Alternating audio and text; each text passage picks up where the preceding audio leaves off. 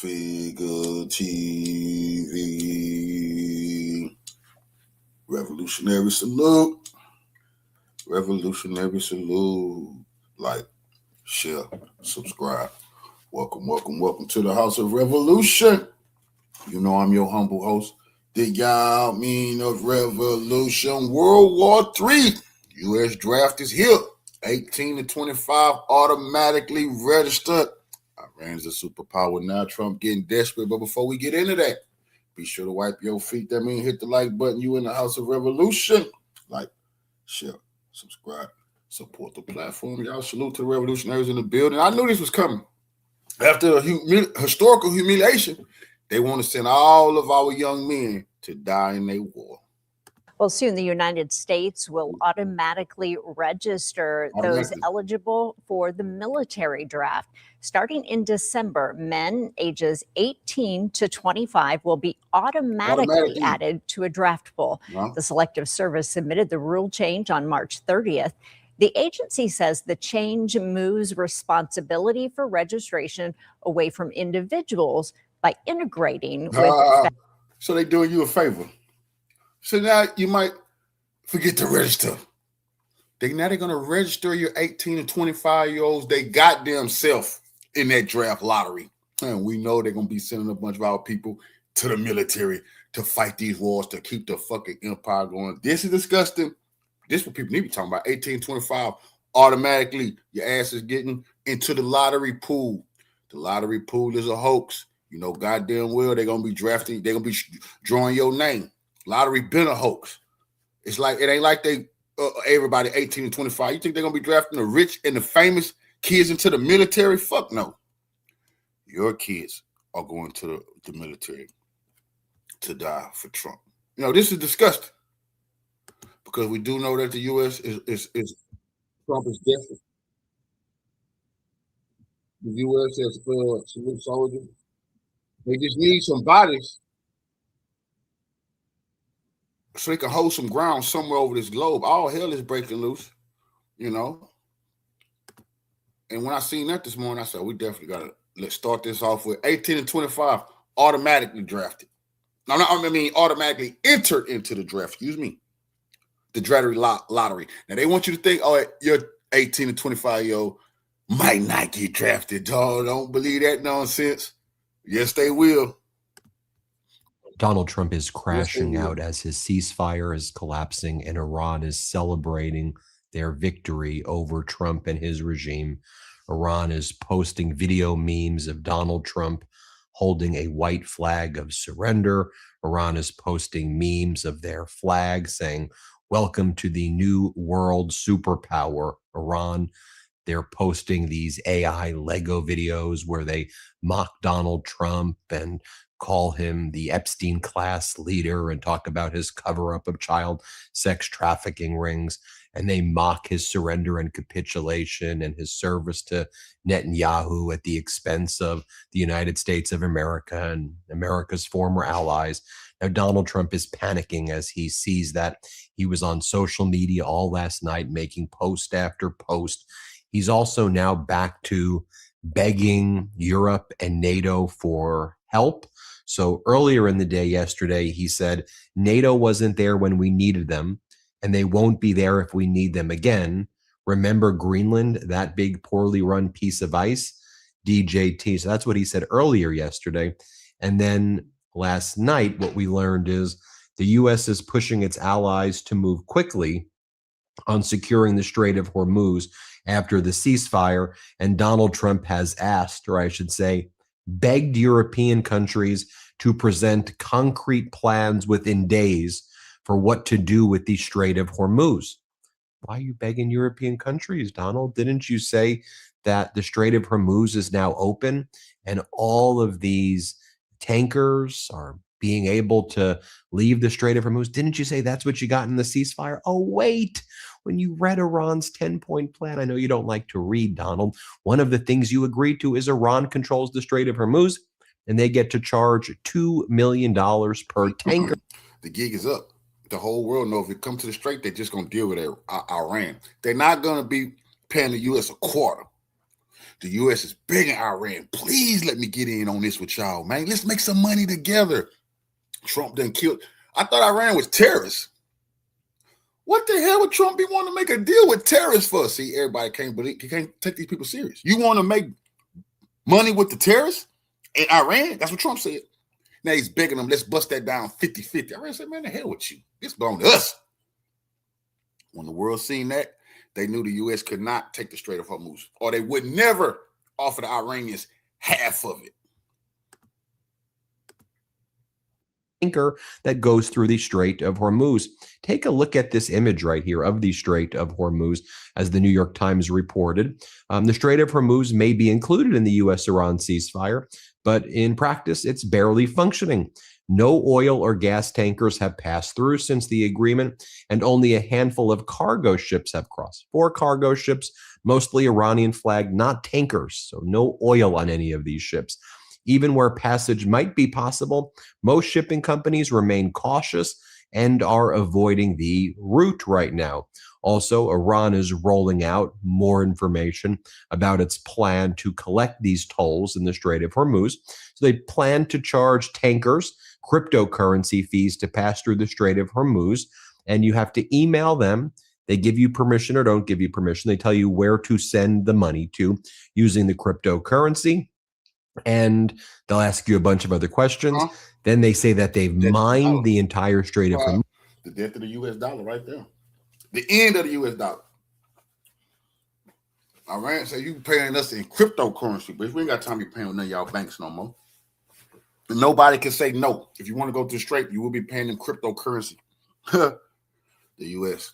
The nail in the coffin.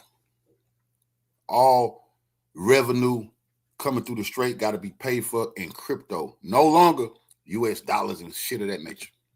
So the ship has to go to the coast of Iran, and then it's very close to where all the Iran ballistic missiles are pointed and drones, and can easily shoot one of these ships if there's any view that it poses a threat to Iran. Iran is controlling the Strait of Hormuz with an iron fist, but let's be clear, that was in the agreement that Donald Trump ultimately accepted. So then late last night, here's what Donald Trump posted.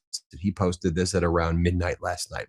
All U.S. ships, aircraft, and military personnel with additional ammunition, weaponry, and anything else that is appropriate and necessary for the lethal prosecution and destruction of an already substantially degraded enemy will remain in place in and around Iran until such time as the real agreement reached is fully complied with.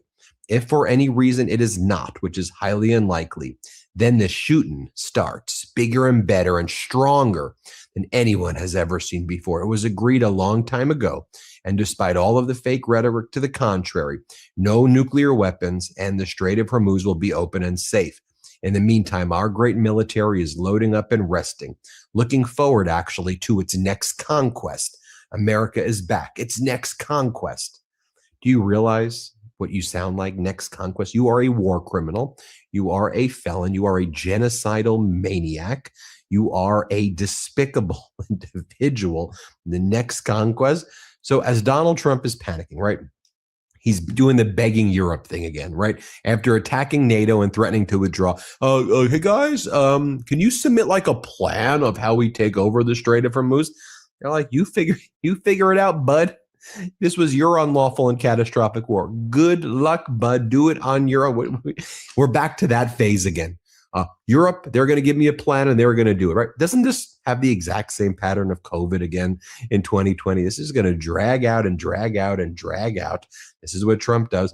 Ever wake up sweaty, freezing, or just uncomfortable? The temperature in your bedroom can make or break your sleep. He's like, This is how easy it is to buy shares of properties on RealBricks. You can scroll down to a property that you're interested in. Propaganda media, state regime media, which calls itself Fox. I need your help. And so this is what they have on Fox. They got this guy. He's like, I know lots of people are saying taco. Trump always chickens out. But I got one, nacho. Never avoid confronting hard obstacles. Nacho? Play this clip. So Democrats are already saying that this is taco. Trump always chickens out. Let me give you another acronym. Nacho. never avoids confronting hard obstacles. And that's exactly what President Trump did. Hungry. He went in. I know, we were like, I made that up on my own. that's pretty good. Because I was thinking about the opposite of what that would be. He didn't chicken out. He's willing to confront what previous presidents for 47 years couldn't do, to stand up to him. Then Trump's other sycophant propagandist, Jesse Waters, said, okay, one of the good things about this ceasefire deal is we know their pressure points now. Trump's identified Iran's pressure points. What pressure points, Jesse? Iran controls the Strait of Hormuz. A more powerful version of the Islamic Republic is in charge. Iran is now not just a regional power, but a world power. They have all of their ballistic missiles and Shahed drones, and the U.S. is flailing. But okay, talk to us about pressure. The whole world could see that. Iran got his hands on 20% of the world's vital supply shipping lanes, and will never relinquish that ever. And if you want means or so, they letting them know, if you want to take the strait, we got to fight over this shit. A big battle. Millions of people got to die. And I've been warning people, NATO ain't built like that, bro. Russia's proven that. And the U.S. damn sure not built like that to lose no million people. And the world can see that. The only way the U.S. can even think about it is nuking and killing all the Iranians. They already lost. Pressure points. Let's play this clip. We have set them back militarily years. They can't come back from this. And they have no leadership. They have nothing. They have nothing left. And we did it without boots on the ground.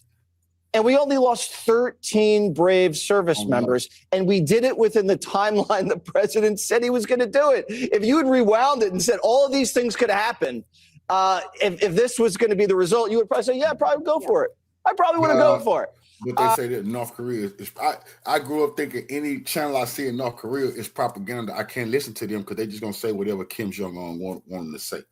This is government propaganda. Kim Jong-un ain't got nothing on these people, nigga. This nigga told the world Iran is set back for years. They have no leadership. He said that shit with a straight face. There are no leaders. Militarily weak. We won. That's disgusting, bro. How this dude can sit up there? That man don't give a shit about Americans, bro. He don't give a damn about white Americans. You see, some of the people don't give a fuck about no white people. They hustle their own race. And when they get mad at us, it's just a scam. They don't really give a fuck about this one thing we got to grasp. A lot of these bastards, they are just like us because it's a fad. They don't give a fuck about their own people. They don't give a shit what happened to white people going back into poverty, all white soldiers dying. That man don't give a shit. Now, listen, we got to win the peace. This isn't over, but it does give the American soldiers a little R&R, which they need. We can re-rack the guns. We can bring in more interceptors, and we can watch. We can watch what the Iranians do. And if they screw around, we can go back and hit them. You know why, Jessica? Because we know their pressure point. We threatened Bridge and Power Plant Day. And what happened? Khomeini, the gay Ayatollah, said, we got to sign a deal. And the Chinese came in and says, guys, your economy is already dead and it's never coming back if you guys keep fighting. Sign a deal. That was the Reuters team and the Times both reported that Trump's threat made them cave. Yeah. And now we can just watch and we can go back in and do what we need to do. But if you guys aren't going to agree with the fact that we now call it the Gulf of America, if you can't even say, yeah, that's good. Okay, we don't need you. You've been against everything this guy's done, good or bad. And they bring on another propagandist, this guy Morrow, who's like, you know what? Say what you want about Trump. He's the first guy to say we're not going to cut some BS deal. This is a good time in America where people be so fed up with this shit. You're going to see all those type of motherfuckers. They're not going to be able to go to the grocery store. They're not going to be able to go shopping, bro. They're going to get all their packages delivered to their house until a pizza delivery show up. Pizza Hut. Them bitches better not answer that door because that type of bullshit can't be tolerated. Next time you see that motherfucker on TV, they have a black eye. They say, well, he's dealing with some medical situations. Serious business, because that man playing with our lives, lying to Americans. Think, well, you winning, you steady winning. Don't worry. 18 to 25 draft has started automatically taking our youngest to war. To lose, as cannon fodder, because they can't win. Understand that. I don't give a fuck if you raise up 10 million people, nigga. You're going to fight 500 million motherfucking Shiites and all their allies. Get the fuck out of here. He's not the guy who cuts a BS deal. This deal is quite literally a BS. It's a fake ceasefire. And to the extent it did everything, it's a total surrender of the United States. Again, go through the 10 points. I know I did so many videos going through. You can't threaten people with death who want to die. Anybody think the Iranians are scared to die? You fucking crazy, nigga. Their whole culture is built in martyrdom. They heroes are martyrs, bro. They believe the only way you get some real respect is you die in the battle. Why the fuck you think millions of Iranians just, they ready, they signing up. 14 men, they sign up to go get their hands on the U.S. and they want to die in battle. So they want us to believe they were so scared to die, they signed up. Man, the Strait is closed. Trump ain't got no deal. Now it's all on him. What he gonna do? If he was really about that life, nigga, send your army to the battlefield. That's what they was waiting on. But no, all these bastards talk about, we're gonna bomb stuff and bless. You a coward, bro. You want to kill women and kids to terrorize the population. The whole world can see all that. The U.S. is the strongest. That's all out the window now. That's all out the window. And these clowns got the audacity to get on TV and push that propaganda, bro, putting our lives in danger. Yeah, they ain't gonna be going to the gas station too much longer. Through the 10 points. I don't need to go over it again. But it's a total surrender to Iran. Here, play this clip. And say what you want about Trump. He's the first guy who said, we're not going to cut some BS deal like Kerry cut in Austria, that, oh, yeah, there's a JCPOA, and we're not naive and all that crap. No, you are naive. They were just kicking it down range so that they didn't have to deal with it. More from Jesse Waters, who goes on and talks about how, and now we have a joint venture with Iran. We're splitting the Strait of Hormuz profits 50-50 because Donald Trump says so. They ain't splitting the profits with you. There's no joint venture. Donald Trump agrees. Iran Every time they say that, bro, it's just more humiliation. I thought they was terrorists, bro. You mean we going into business with terrorists? I know Iran not terrorists, but that's what they said. They're going to show you they don't believe in their bullshit. Trump is saying me and the terrorists, the biggest backers of terrorism in the world. That's what Trump them say. The nation who's killed more Americans than any other nation. That's what Trump said. Well, that was then. This is not. Now we in business together. Iran said we ain't no business together. But they're going to show you the people don't have no morals, bro. He want to do business with them. And they said, fuck. Has the Strait of Hormuz, and they can charge $2 million to $2.5 million per ship. Donald Trump agreed in the 10-point plan. Iran gets to enrich uranium and will build a nuclear bomb, essentially. Donald Trump agreed that Iran gets full reparations for the war. Donald Trump agreed America removes its military bases, all of them, from the Middle East. Donald Trump agreed to full security guarantees for Hezbollah in Lebanon, for Shiite militia groups in Iraq, for the Houthis in Yemen, and for Iran. It says it in the 10-point plan. I know everyone wants to pretend that's, I know in state regime media, like, that was not a 10-point plan. It was a 15-point plan, and Iran gave up. But you heard what Jesse Waters said, right? So I guess we're going to just allow for a little bit of a grace period. The president says, we don't even mind Iran charging tolls as long as we get a 50% cut. He said a joint venture would be a beautiful thing. I'm not sure an Iranian toll booth with tankers, even with the U.S. kickback, is wise, but I'd rather have the Iranians taxing tankers than bombing them. I'm sure they'll hash it out at their Pakistani peace summit.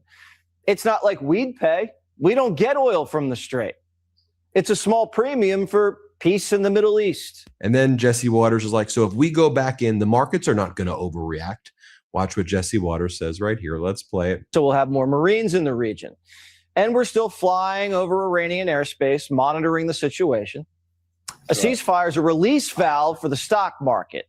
It's already almost rallied all the way back to where it was at the start of the war. Oil prices have already tapered off, and every day we don't drop bombs, prices drop. If we go back in, it'll be a quick one, too, and the markets won't overreact. We hold the cards, and the military is ready for everything. And here's what Laura Ingraham says. Let's play this clip. But if you're looking for a comprehensive, to-the-point banking solution that you can manage from your smartphone, then there is no better option. But Trump wanted to hear all of it. So what we can gather from this report is that almost everything we heard from the other side about how this all went down was a lie. Trump did not simply follow Bibi's recommendation. He was fully briefed from the Pentagon and intel communities. He did have an open and productive dialogue from his entire war cabinet, who each gave informed assessments. And finally, President Trump, as always, understood leverage, and then when he made his decision, how to use it. This is how the White House is supposed to work. They're not supposed to sit over in 1600 Pennsylvania Avenue and do whatever the press or the pundits or cable or podcast hosts or global elites want them to do. The president is supposed to act in the long-term interest and security of the United States, not in his own short-term political interest. And then you had, what's it? Megyn Kelly just losing it here. Let's play this clip. Now, as you can imagine, that post did not go over well with the Iranians or with many Americans. I mean, I don't know about you, but I am sick of this shit. I'm sick of it. Can't he just behave like a normal human? I mean, honestly, like the president, 388, yes, shut up. Fucking shut up about that shit. And then she went. She do not give a damn. They wanted Trump to beat his chest. They wanted Trump to destroy the Iranian civilization. What happened was he failed. Iran came out stronger, and it's very humiliating. And they know Trump done made an ass out of all of them. That's what she mad about. He done exposed the U.S. weakness. Went on Piers Morgan, and here's what she had to say. You know, she's like, "It's all Netanyahu's fault." Here, play this clip. Trump watched us learn it, and so what led Trump, at 79 years old, to sit in there in that situation room when Bibi Netanyahu was seated as an equal? Yeah. Trump didn't even sit at the head of the table. Trump sat at the side of the table, and Bibi was across from him as an equal in the American Situation Room. What led him to sit there and buy what that guy was selling, hook, line, and sinker, when every other president was able to see through that liar? What was it? Because he was told the next day by our own top advisors, from the chairman of the Joint Chiefs to the Secretary of State to the vice president, that these are lies and that these objectives are not going to be attainable. Don't believe him. We might be able to wipe out the Ayatollah, not regime change, Ayatollah. And we might be able to decimate some portion of their missiles and their military. Okay, that's true. But the goals as stated by Trump when we actually These did. people so stupid. We might be able to wipe out the Ayatollah. Then you got your fucking holy war, ma'am. Now they want war with your ass. You see, she don't understand. You can't kill a spiritual leader for people who believe in that. These bastards don't believe in nothing. So they don't give a shit which one of their spiritual leaders is killed. That don't mean we might be able to kill the Ayatollah. Then you might get your ass tore up for doing something like that. Did pull the trigger. We're all over the board into this moment. He's pushing the BS claim that we affected regime change. No, we didn't. It's the same regime, just different players. There isn't somebody more moderate in there at all. We have no reason to believe that. In fact, it looks like the Iranian Revolutionary Guard is in control now, which is far more radical. And the fatwa that had allegedly been issued by the Ayatollah on developing nukes is gone. Iran is more powerful economically. It controls the Strait. And now is imagine you kill the Ayatollah who said no nukes. We don't want that. We don't want nukes. You kill him. What the fuck do you think come next, ma'am? What do you think was going to happen next? They panicking because it's the end of all of them. They have been humiliated. These people been begging to take out Iran. They have been begging for this fight. A fight now they see they can't win is nothing but humiliation for them. So they're going to blame it all on Trump. But these bitches is on tape begging to attack Iran. Bitch, you got what you wanted. Now look what happened. Demanding the lifting of all sanctions against it. And what Trump did with that 10-point plan was go from Monday saying, no, not good, to Tuesday saying, very workable, we can do it, as a means of saving face to bail off of his insane threats about annihilating an entire civilization. So I don't know how we got here, Piers. I'd like to know just as much as anybody else, but all I can think in my head, based on what I've read in the paper, is we got here thanks to Bibi Netanyahu, Lindsey Graham, and Mark Levin. And ultimately President Trump. That's not to take agency away from the president, who was bamboozled. I don't know why. He was too weak to say no. He was too gullible to see through the lies. One way or another, he allowed himself to be pushed into this insane conflict. And meanwhile, Iran just keeps on making these like Lego mocking meme videos about Donald Trump. This is their latest one that they made on Donald Trump. That they're these Lego animated videos, especially ones relating to our people, is all over the place, and people can understand this media war. Iran don't want. This is the first time in history the U.S. is losing the media war. That's a fact. Even Putin said that. Nobody has seen this. The Iranians are very wise, and that was a wise move.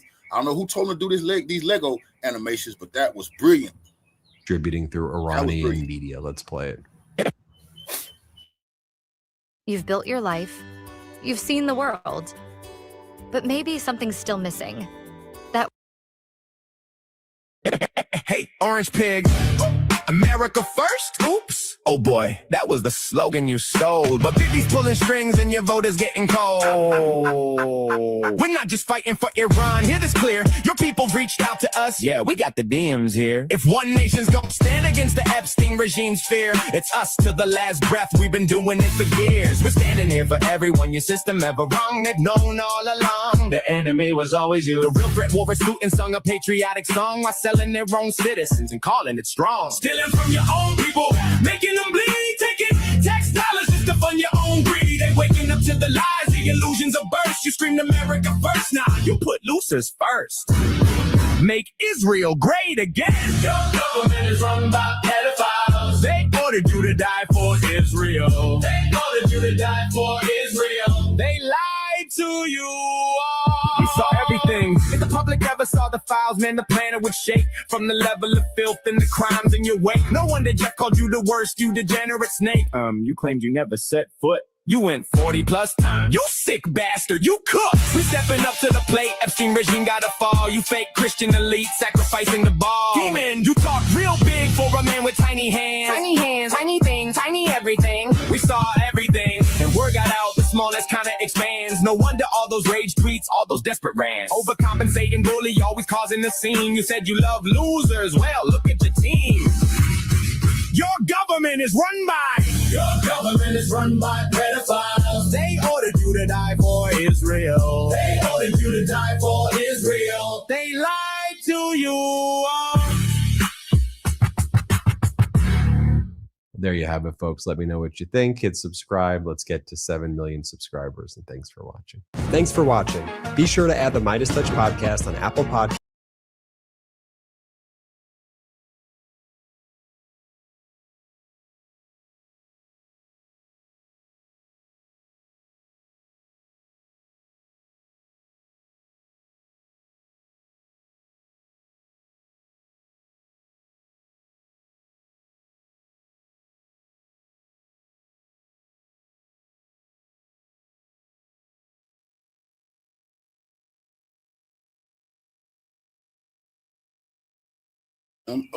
Them automatically registering our military age young men, 18 and 25, lets me know they finna drag this war out. It's all smoke and mirror. They plan on total death and destruction, bro.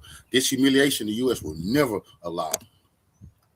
House is all over the place on the Straits of Hormuz. They are claiming that as part of the ceasefire that the strait would be free and open, and yet immediately after the ceasefire was implemented, Iran announced, ships, you can pass, maybe only 12 to 15 a day, with the permission of the IRGC, in coordination with Iranian military forces. You have to avoid the mines. Only we know where they are, so you're going to have to go exactly where we tell you to go. And you're going to have to. And once Iran said that, like, we the only ones know where the mines is at. You get our directions or your ships and shit going up in flames. No insurer was going to insure no ship going through there anymore, ever. Pay us. Here's what the White House, how they reacted to some of this news that clearly the strait was not open. Let's take a listen. State media is saying that Iran has now closed off the Strait of Hormuz today in response to Israeli attacks on Lebanon. What's the White House response to that? With respect to the first reporting out of Iranian state media, the president was made aware of those reports before I came to the podium. That is completely unacceptable. And again, this is a case of what they're saying publicly is different privately. We have seen an uptick of traffic in the strait today, and I will reiterate the president's expectation and demand that the Strait of Hormuz is reopened immediately, quickly, and safely. That is his expectation. It has been relayed to him privately that is what's taking place, and these reports publicly are false.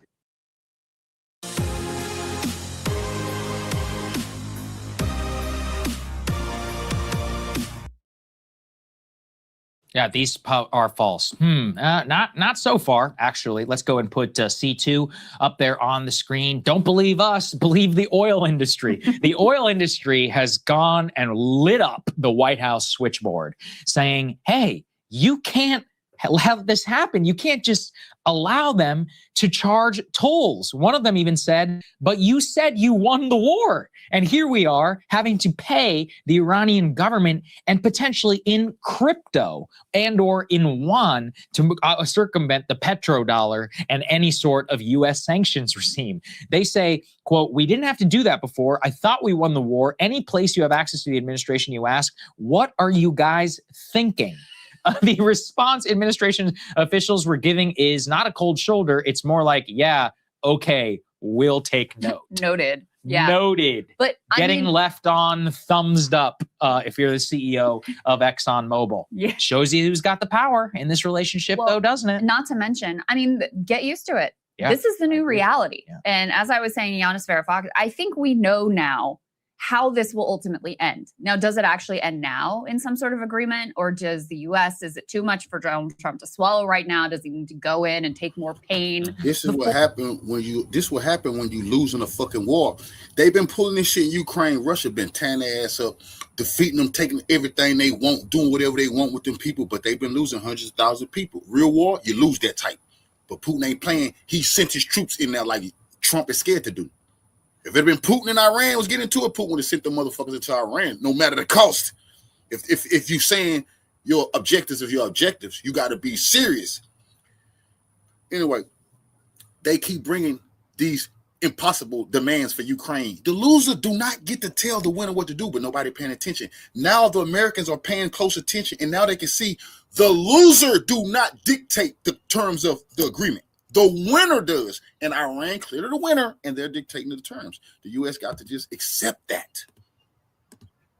For ending up with effectively the same, agreement that they would have to come to now, which includes incredible concessions to Iran. It's just a question of when, because the Iranians have de facto effectively already won.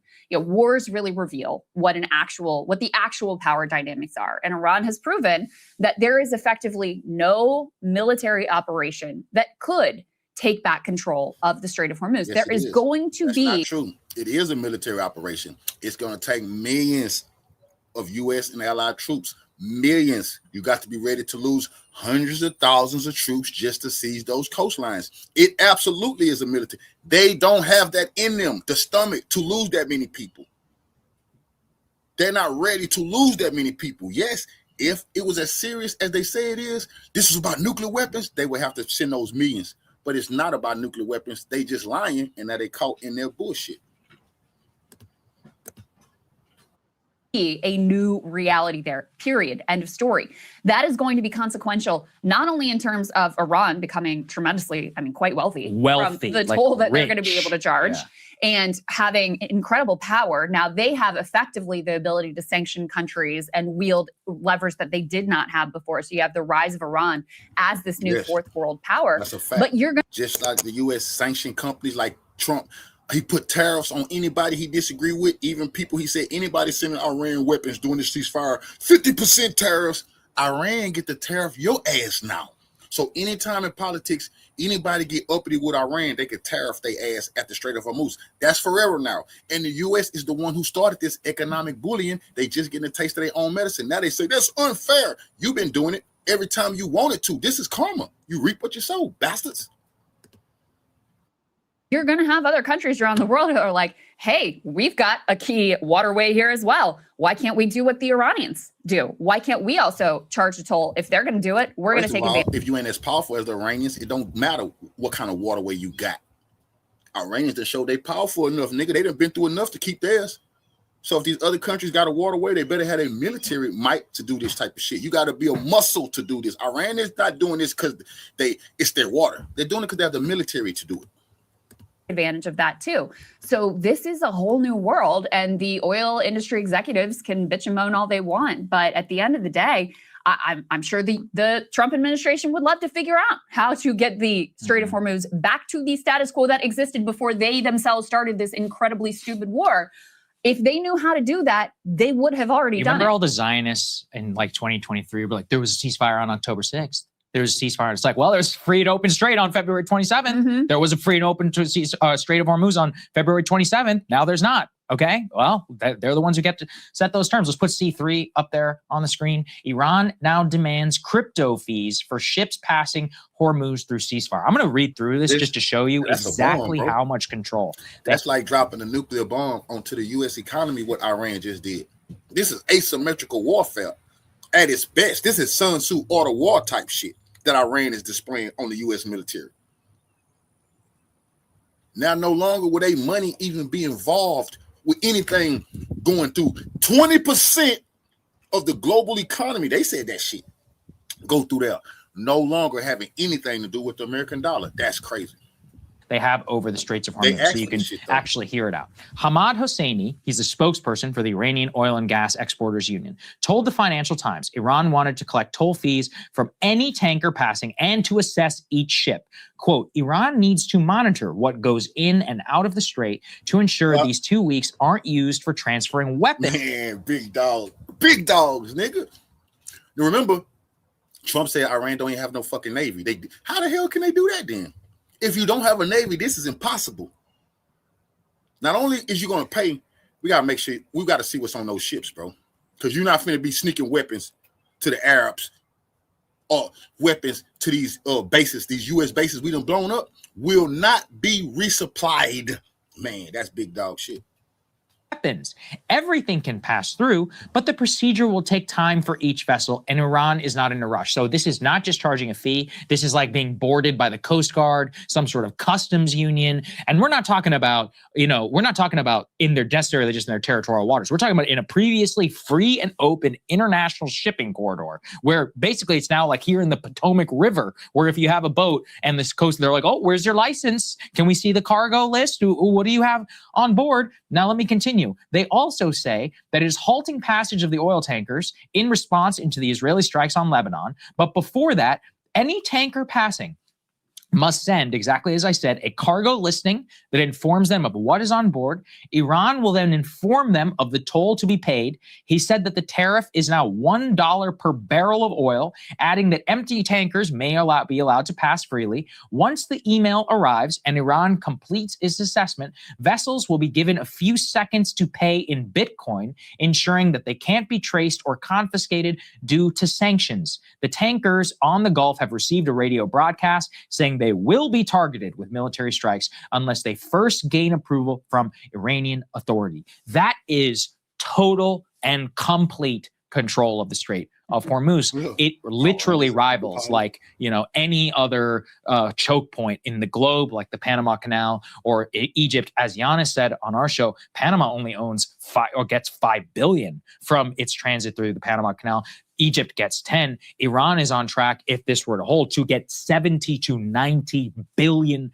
It would make them one of the wealthiest countries in the entire Middle East. So if they're able, let's say that even if we don't take sanctions relief off, and yeah, you get Bitcoin and yuan, I mean, this country will be filthy rich. They may be richer than Riyadh, than Qatar, than the UAE, because they have an intellectual base, they have natural resources like oil, they have water, they don't have to rely on desalination, they have an industrial base now. I mean, this is a very, very educated country with maybe the diaspora will go back. I mean, who knows? Like, you can envision a scenario where you got direct flights, Tehran to Beijing, new planes. I mean, there's an entire new ecosystem which is going to be happening here. Maybe, these Shahed drones, that will become one of the biggest exporters. They will be the biggest exporter to any American adversary across. First of all, the Shahed drone, before this war even started with America, I told y'all it was tested and proven in the Ukrainian battlefield.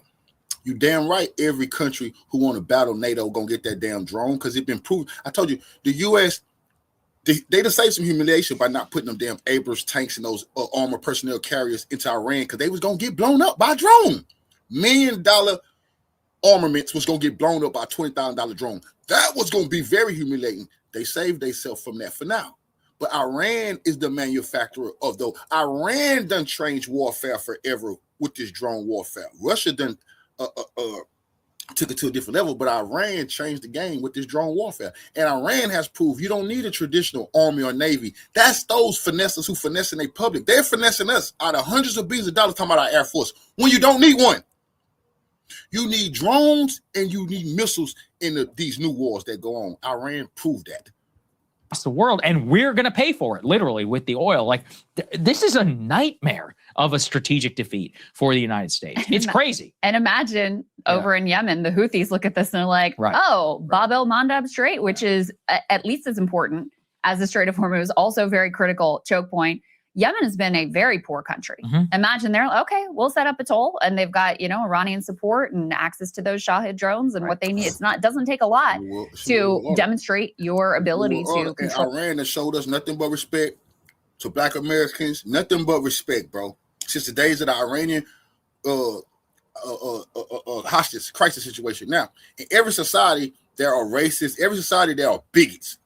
Somebody might show you all the Iranian bigot. That culturally, right now, they respect our freedom fight that we done did. They respect our struggle. The only thing that went wrong with us is we don't have nobody putting it on the line no more where these countries can say, hey, look to the Black Americans. They look to Malcolm, Fred Hampton, Huey P., George Jackson, Collie, all around the globe. They said, damn, the Black Americans are the real freedom fighters. They did, because we was dealing with the beast on this land.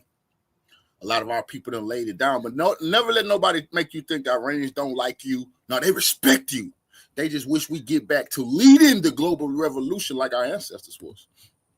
And we all control those choke points. And I mean, it's really upends the way the whole world has operated and the way you have to think about geopolitics. So, like I said, I think whether or not this happens in the next couple of weeks, I studied this geopolitical shit. I didn't go to school to get my diploma. I studied this shit, and nobody's gonna be able to throw Black Americans off because I studied this shit for the time gonna come when we really got to have our allies globally to commerce with. I can't stand these niggas talking we don't have no allies. Who the fuck you gonna commerce with? That don't make sense. Trump is not ready to swallow this level of a clear defeat and decides to go back in and try some crazy thing and see if he can bomb their electrical grid or whatever into submission, it's ultimately going to fail. And we're going to end up in something like this new world.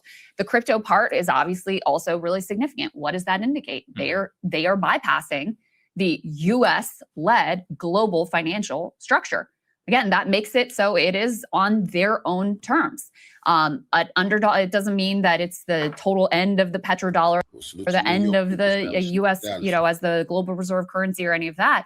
But it certainly does undermine it. It certainly does start to push the world more aggressively in that direction. And, that is a massive, massive complete change as well. All right. And I mean, let's think even bigger, shall we? Like, let's think just globally about the Straits of Hormuz and what this level of destruction, I'm really just thinking about what Yana said, the law, not the entire law of the sea, because I don't think the U.S. was even a signatory of it, even though we were like the guarantor of the international law of the sea.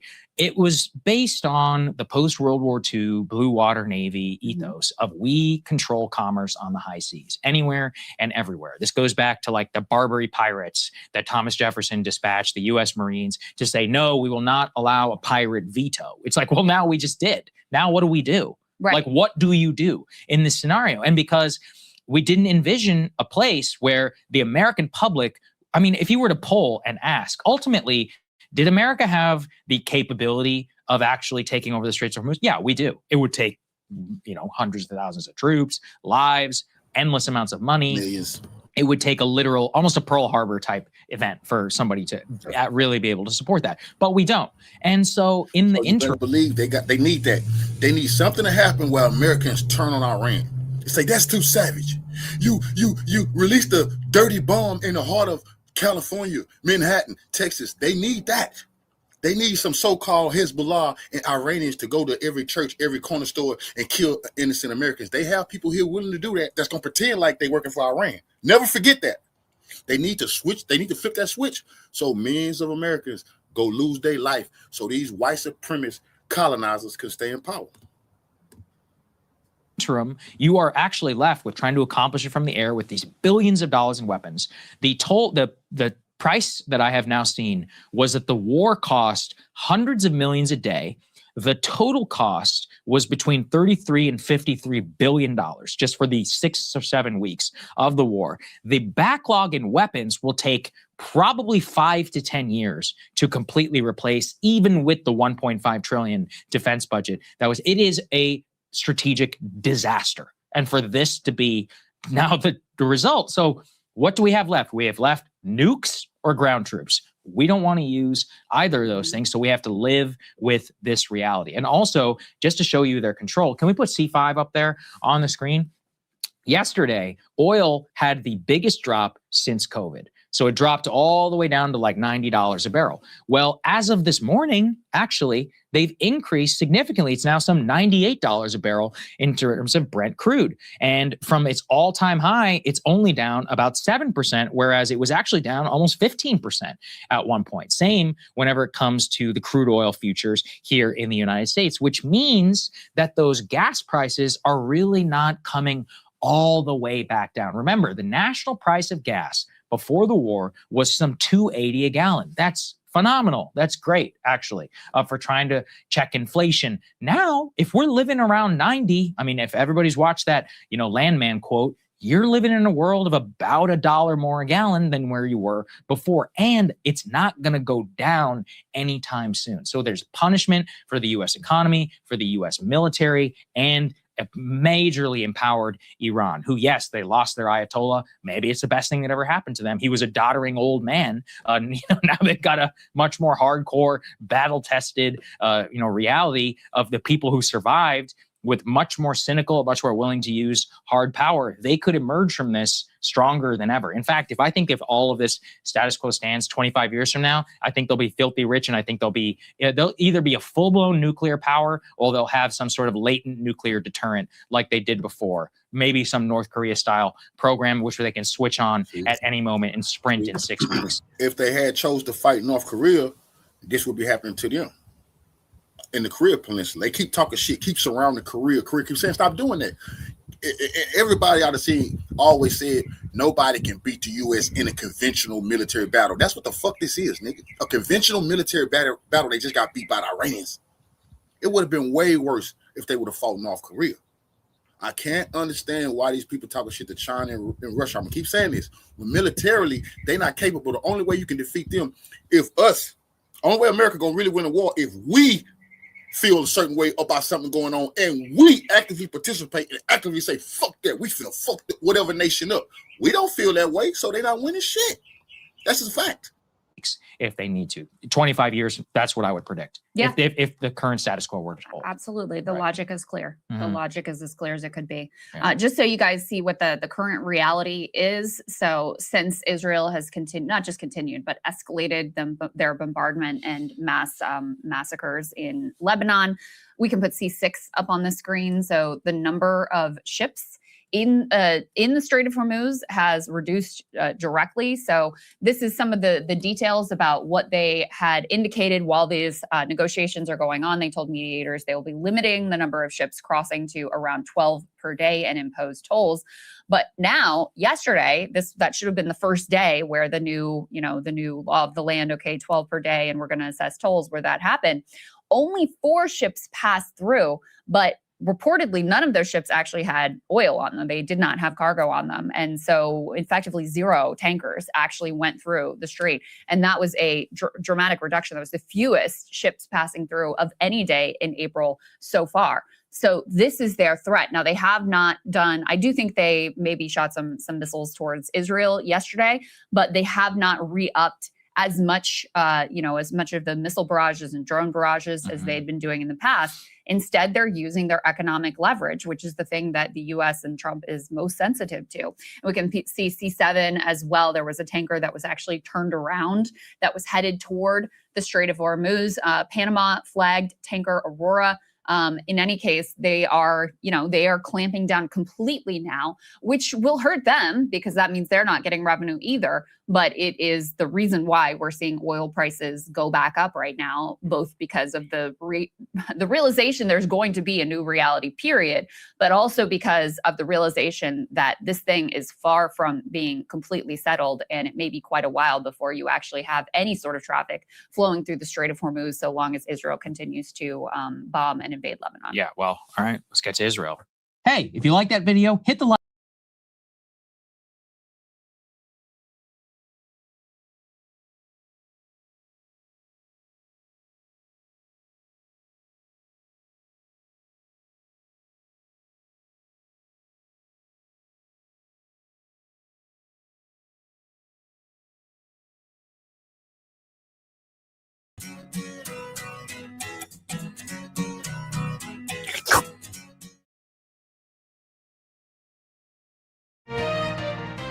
Are you sure your tax expert is right for you? Switch to TurboTax Full Service. You'll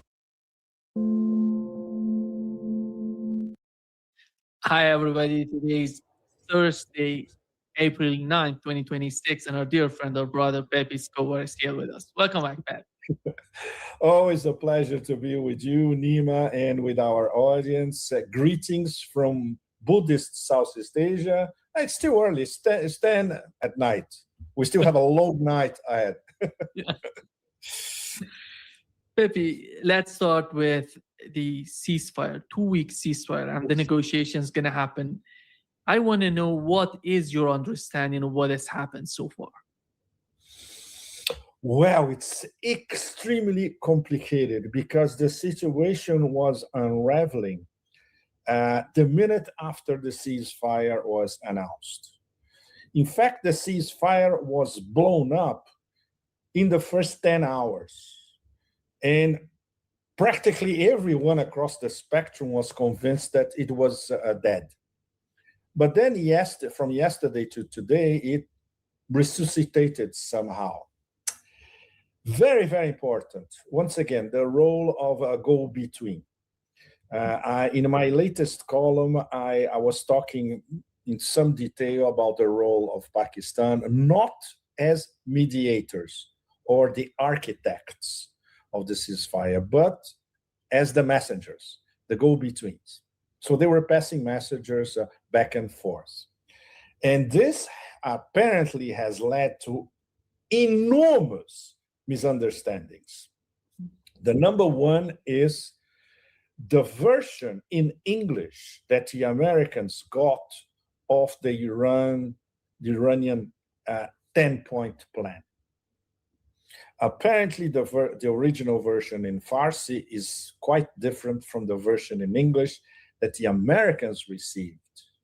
But assuming these people in the White House can read, that's not a guarantee. We know that the baboon of Barbaria doesn't read anything, but he has minions who read for him.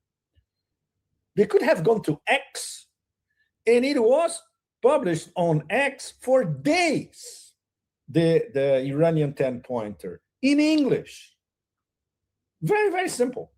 And this was exactly the first version translated into English and available on X for everybody to read. So the accusation that Pakistan may have interfered and passed a wrong or a badly translated version to the US does not hold. We know that the White House lies all the time. And on top of that, they start lying immediately after we had a ceasefire, apparently. They start lying about Lebanon. Prime Minister Sharif published once again on X in English a post where it's written that Lebanon is included. Everybody can check that on X. So the Americans immediately afterwards they start saying, no, Lebanon is not included. And the stupid blonde spokesperson for the White House said, no, it's not included. And on top of it, she said, no, and the 10-pointer is absolutely ridiculous, etc. We threw it into the garbage. Well, so this was the White House destroying already something that they had theoretically agreed upon before. Well, it's typical White House, right? So once again, Pakistan as mediators. Between yesterday and today, the Pakistanis once again, they promised Tehran that, look, the Americans told us that they're going to refrain the genocidal war criminal in Tel Aviv. After, of course, he had gone on an absolutely demented rampage all across Lebanon, killing people all over, not only in Beirut, but all over the place. Something absolutely horrible, Gaza style. And Iran was ready to respond, really highway to hell. So it was thanks to the Pakistanis once again that they, we trust you, at least maybe probably for the last time. And we're going to send our delegation to Islamabad. They'll be arriving probably tonight in Islamabad. I know where they're staying. I stayed there, Nima, in all of the Serena Hotel in Islamabad. It's a wonderful hotel, which, by the way, was completely, they expelled everybody. Now it's a fortress because both delegations are going to be there. But Vance is going to be at the American Embassy in Islamabad with the war set up around the embassy, typical. Well, the substance of all that. On the Iranian side, we're going to have Arakshi and Ghalibaf. That's predictable.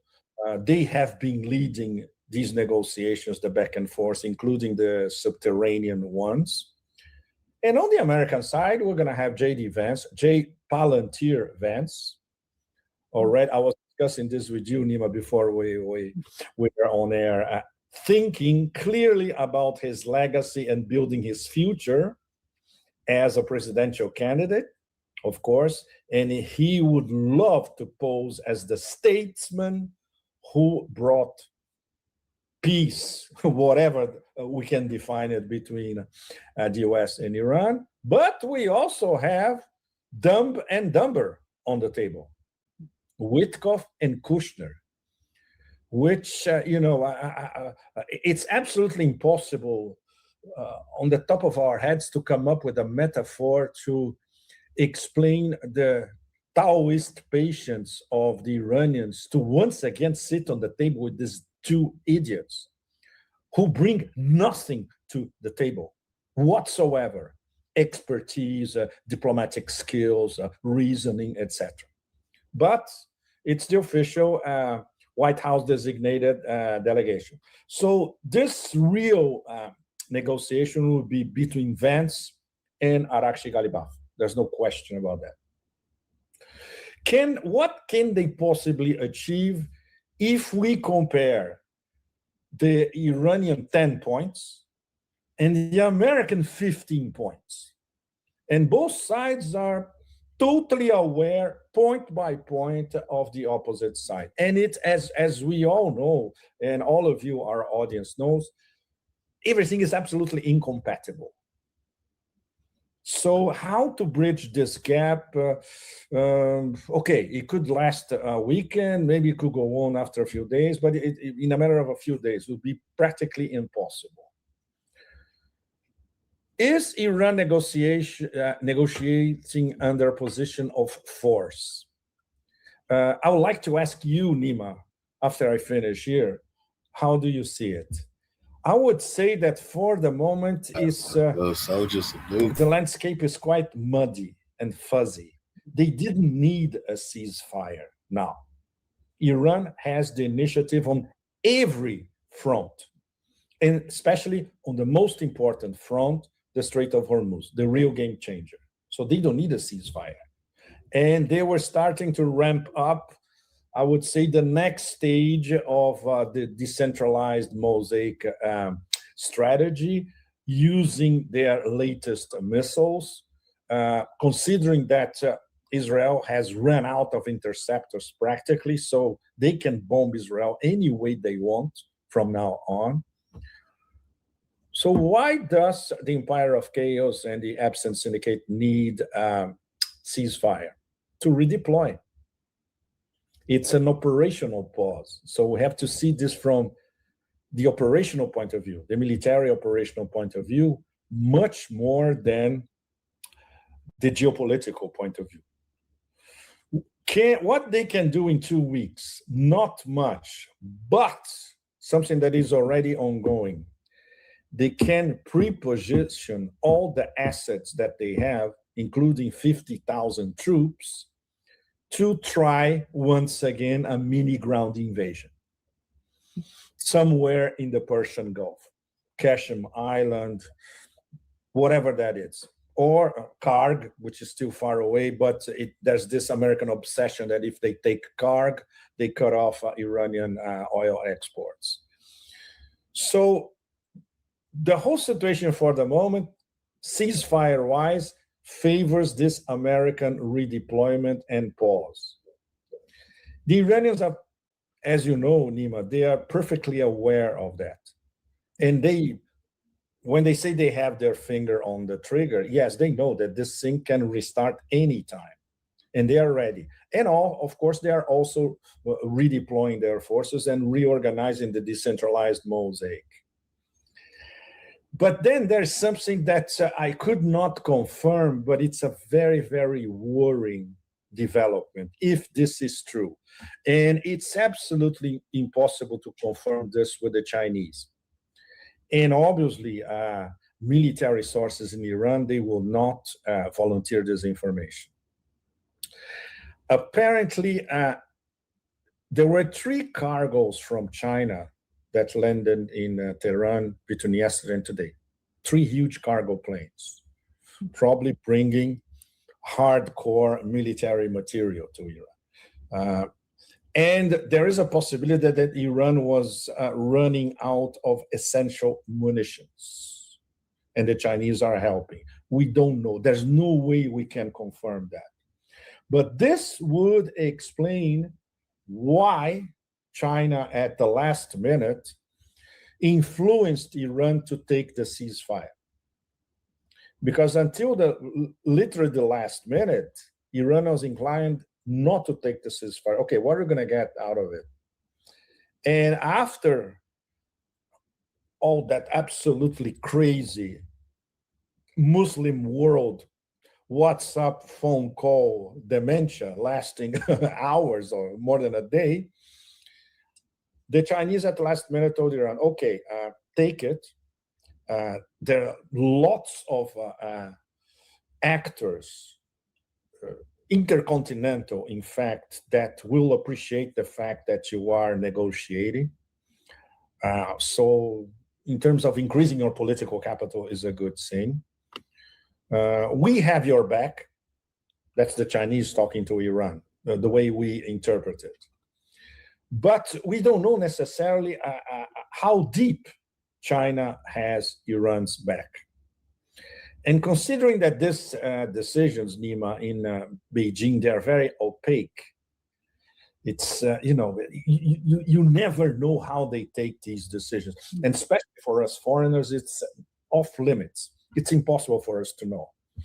So considering our contacts or, analysts that we talk to, we can have an idea. When it comes to weight loss meds, folks will rope you in with one prize. Then hidden fees start coming out the woodwork. But there are many elements that favor China telling Iran, sit down and talk, while the Chinese are also coordinating with Iran militarily. At the same time, when it comes to the Strait of Hormuz, until 1 or 2 days ago, the strait now is closed again and open only for a few ships a day. The Chinese ships had no problem. And very important for China, this toll booth is being operated in yuan and payment through CIPS, the Chinese international paying system, this is the beginning of the petro-yuan, in place. So this, from a Chinese point of view, this is swimming, and it's not going to change. For instance, what is going to change is if major countries accept officially that the Strait of Hormuz from now on is managed by Iran, they submit to the rules. So there's going to be a stampede of nations all over the world following it. And guess who's on the front line? South Korea. They sent a special emissary to Iran, probably going to discuss the passage of tankers going to South Korea. And of course, they will abide by the new rules. So if South Korea officially abides by the new rules, that's it. That's it. Everybody else will follow. So Iran is playing with that as well. And because they know that a closed Strait of Hormuz or nearly closed, Asia is bleeding, literally. So the number two victims they're not the US, they are Europe and Asia. And obviously Asian nations are mobilizing them, especially South Korea, much more than Japan. Japan is an extremely complicated case, and it's an American vassal. South Korea has more leeway. So this is where we are at the moment.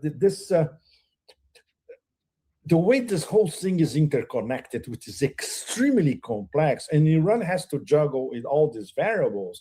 And at the same time, because Iran now has a different stature globally, now it's starting to be seen as, I wouldn't say a big power, but an emerging big power on a global stage. They have to manage this new political capital, right? So it is a very uncomfortable situation to sit down with these genocidals on the same table on a ceasefire that mostly benefits the US. So we're going to see, let's say, we're going to see the tenor and the tone of the first day of the negotiations, where this is going, or if it's collapsing immediately. Yeah, every scenario is possible. But I think for most of us, the most important element in the big picture is how complex is the chessboard that Iran has to navigate, and they cannot make a single mistake. That's how difficult it is, right? Okay, Nima, now I'm asking you practically the same question. How do you see the pros and cons of Iran sitting on the same table in Islamabad, convinced by the Pakistanis that there's going to be some sort of meaningful dialogue with the Americans? And of course, there won't be interference by the death cult. Yeah. I think those three cargoes that you've mentioned are basically related to the defensive part of the military operation in Iran, the defensive capabilities of Iran. Because in terms of the offensive, they don't have any shortage. But it seems that, through some sort of negotiations behind the scene, Chinese government convinced Iran that they can improve in this short period of time. If the talks fail, they can improve their capabilities in terms of their defensive, electronic warfare, and some sort of improvement in the air defense system of Iran. I think that was the whole agenda. Let's try to negotiate with the United States. Let's give it 2 weeks of some sort of ceasefire, and let's see what would happen. And on the other hand, Iran had this communication with the government in Pakistan. It's not something new, Pepe. What has agreed on so far, a 10-point plan. It was, if I'm not mistaken, 4 days ago, Iran presented those 10 points. It was reiterated. It wasn't just 4 days ago.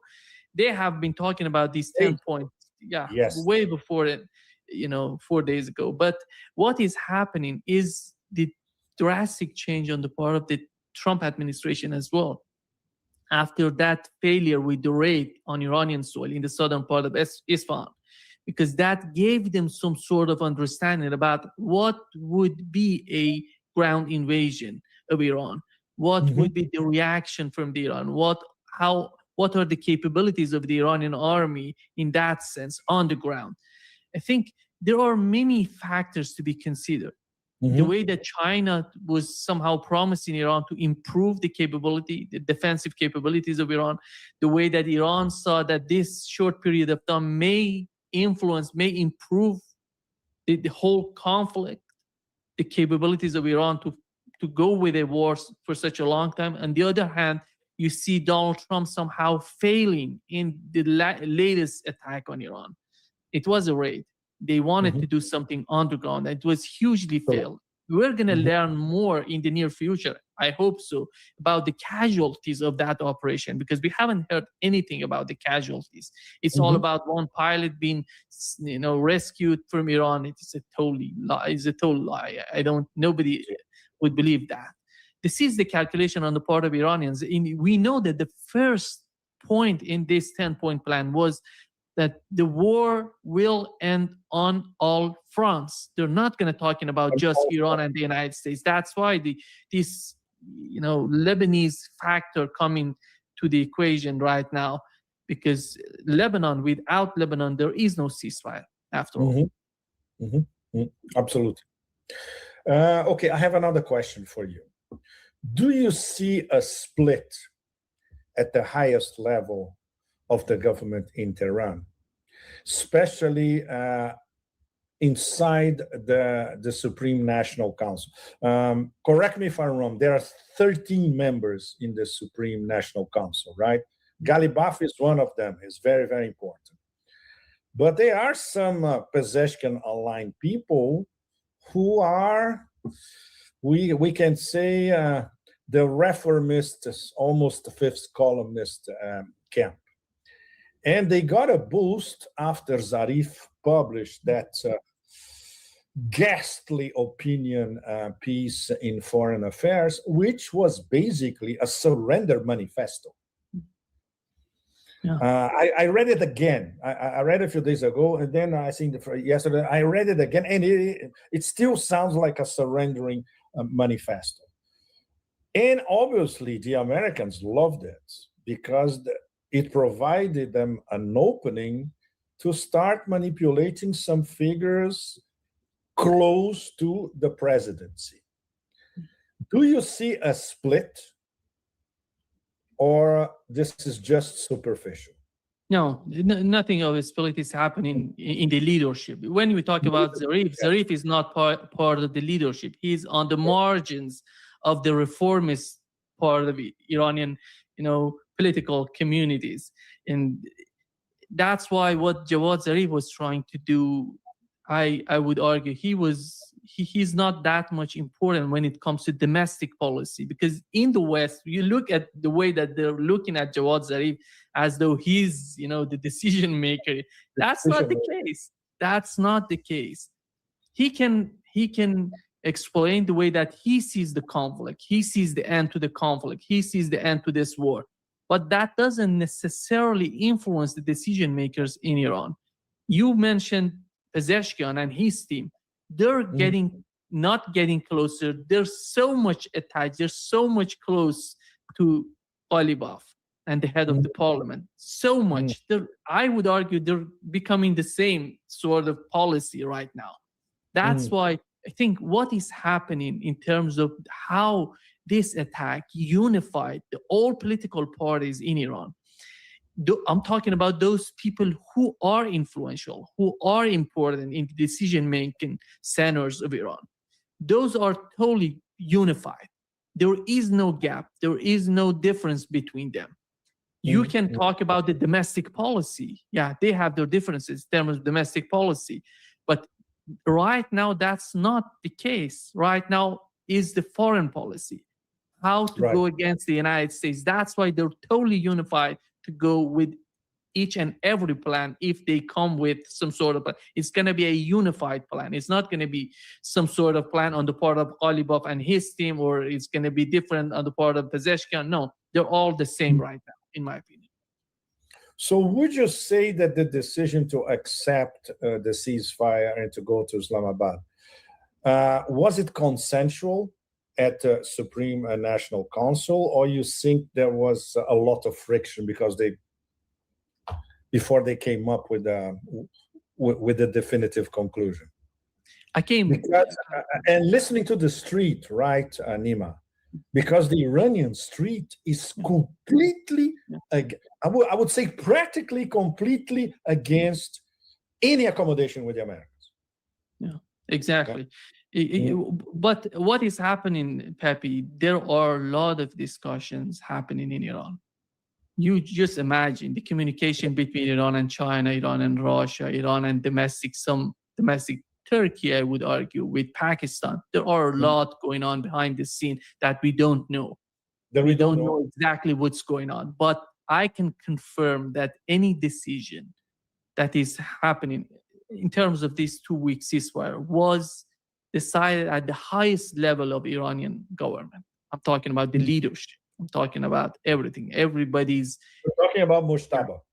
Exactly. They know what they're doing. Without the confirmation of the supreme leader of Iran, they're not capable of doing anything. And many people should understand it, because when we talk about this, and many people, because there is no comprehensive understanding of Iranian government in the West. They don't know how it works. Even it works. Trump administration doesn't have any clue about what's going on in Iran. That's why they're miscalculating. They're mostly dependent on Israel and Mossad.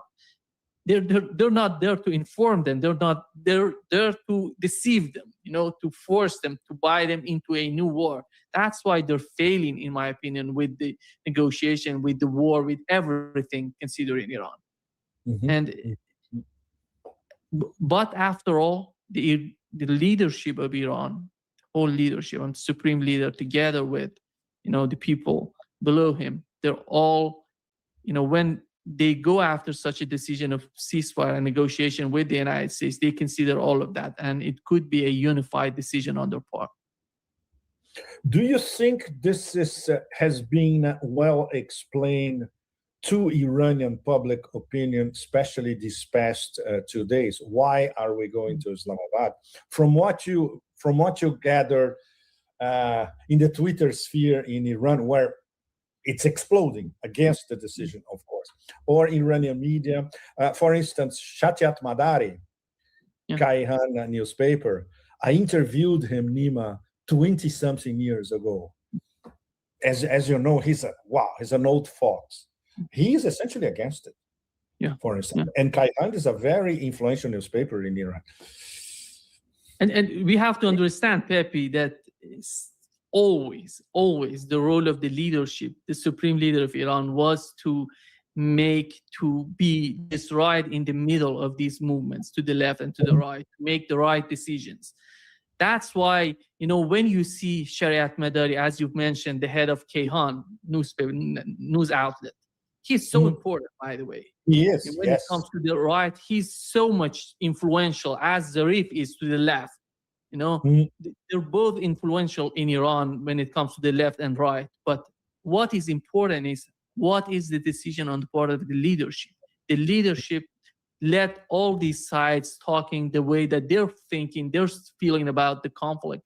But the leadership has its own decisions, all together with all officials involved in the government and above the government. This is how easy it is to buy shares of properties on RealBricks. You can scroll down to a property that you're interested in. You can click the Buy Now button. Then from here, you have to enter your PIN that you set when you created your account.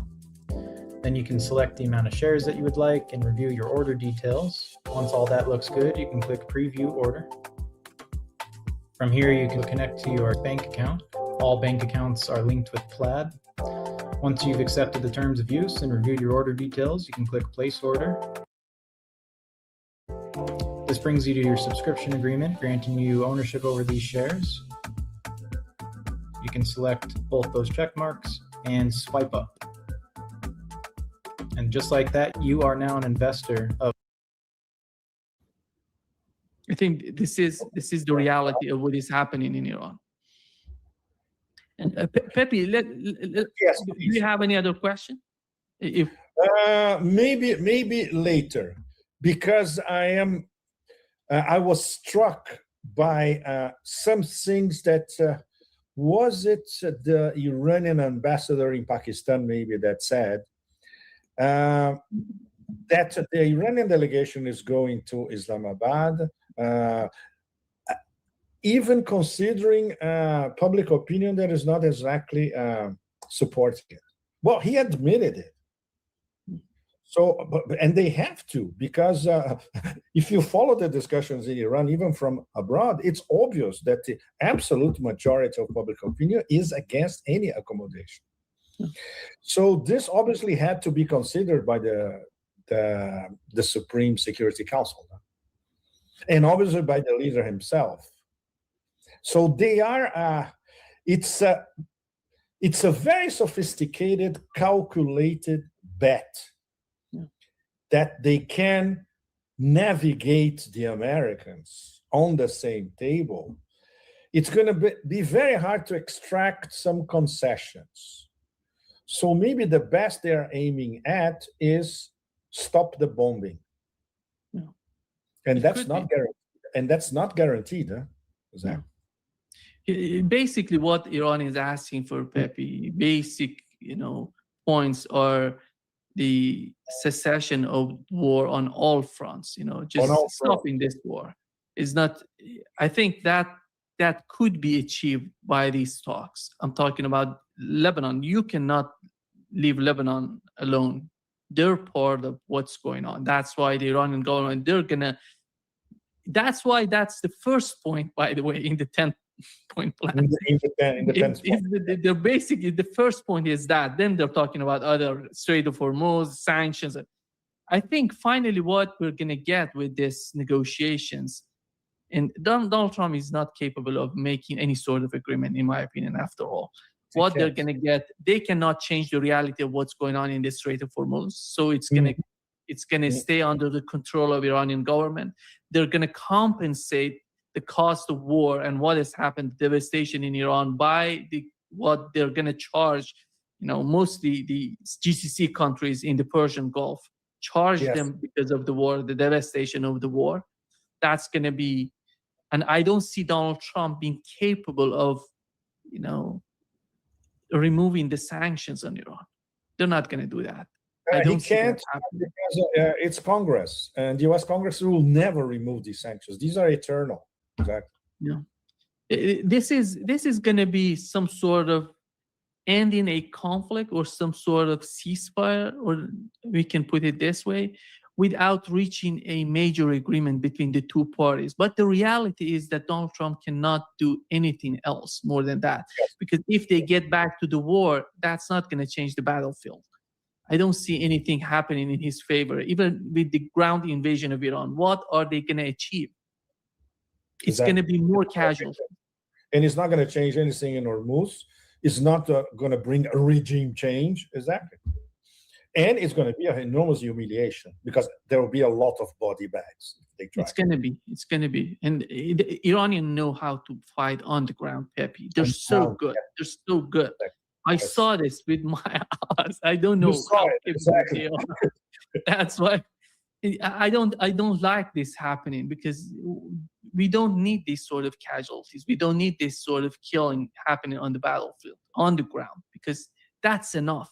The air bombing, the recent raid of the U.S. raid on Iran has shown the capabilities of Iran, even in a location that it was somehow a surprise attack, by the way. But Iran had managed to respond to the United States in a way that even Donald Trump himself can understand. He needs explain the whole operation more than an hour. He has never done such a thing. Just look at the history of. He was just explaining each and every detail. You have to understand what is happening, what has happened, that Donald Trump needs to go that far to explain what has happened during the operation. And I think we're going to learn it as time goes by. We're going to learn what was the reality, which is closer to what we understand from the raid, not the rescue operation. What Donald Trump is trying to do right now is putting pressure again on NATO. And he's asking desperately, as he tried to negotiate with the ceasefire, asking desperately for asking NATO countries to send, forces in the Middle East, in the Strait of Hormuz. I don't know how in the world he's feeling that the situation has changed, or Europe would change its mind toward the Strait of Hormuz. You understand it? They're scared to death. First of all, they don't have the weapons and the forces for that. Second, they're scared to death. Third, NATO is imploding from within, just like the EU. It's the same thing. By the way, this visit of that absolutely repulsive Dutchman leading NATO He was asked directly about the extermination of civilization post, and obviously he dodged the question. He didn't answer, and he said, I absolutely support President Trump. So how we should interpret this, and there's no other interpretation, that NATO basically condones and supports genocide. Not only the genocide in Gaza, we already knew that, but this threat of exterminating a whole civilization by the President of the United States. And this idiot, not even, I would say he's not even, he's even worse, he's much worse than that. I cannot say it because it's censored. He basically says, yeah, I agree with it. So this is the official European elite position on genocide of the other, in a Lévi-Strauss sense, anywhere, as long as they are not European. It's extremely worrying because it's a mix of extreme arrogance, absolutely pitiless view of the world, morally bankrupt, spiritually bankrupt, and at the same time, cowardice. Okay, you don't agree with the Strait of Hormuz? Okay, go over there with your fleet and try to unblock it yourself. Of course not. They're cowards. They'll never do it. And on that, at least, Trump is calling their cowardice. They said, look, you have to, you're not happy with it. You have a few days to send a fleet to unblock Hormuz. Is it going to happen? Of course not. Everybody knows it's not going to happen. So they can only posture in their mix of aggressiveness and extreme cowardice. And of course, morally bankrupt to the Milky Way already. It's absolutely disgusting. But it's good to have once in a while these crystal clear photographs or instant photographs of the psyche of the collective West. And this was another case, Pepe, the other point that was so much interesting, it was the panic. Since they announced the ceasefire, it was a panic in Israel, in the Persian Gulf, in GCC countries. They were in panic. You saw what has happened. I think the attack on the way that Israel attacked Lebanon is out of panic, is not out of strength. It is blind rage. Yes. Absolutely correct. Yeah. And the UAE is it's complicated, Nima. They are at war with Iran side by side with Israel. So Iran will have to deal with the UAE, I would say sooner rather than later, in a very, very hardcore way. And of course, we all knew that they were part of the Zionist axis. We all knew that those promises of investment in the American economy and all that. We all know that Dubai and Abu Dhabi are extensions of the Empire of Chaos and of the Epstein syndicate interests. But now they are at war de facto against Iran. So, they didn't even comment on those meetings in Islamabad or the ceasefire, where we have a lot of Muslim countries involved. We have Turkey, Egypt, etc. The UAE, Saudi Arabia. So how to deal with Saudi Arabia? And Saudi Arabia is a full member of BRICS. How are China and Russia going to deal with the UAE right now? And they are at war with a full BRICS member, Iran.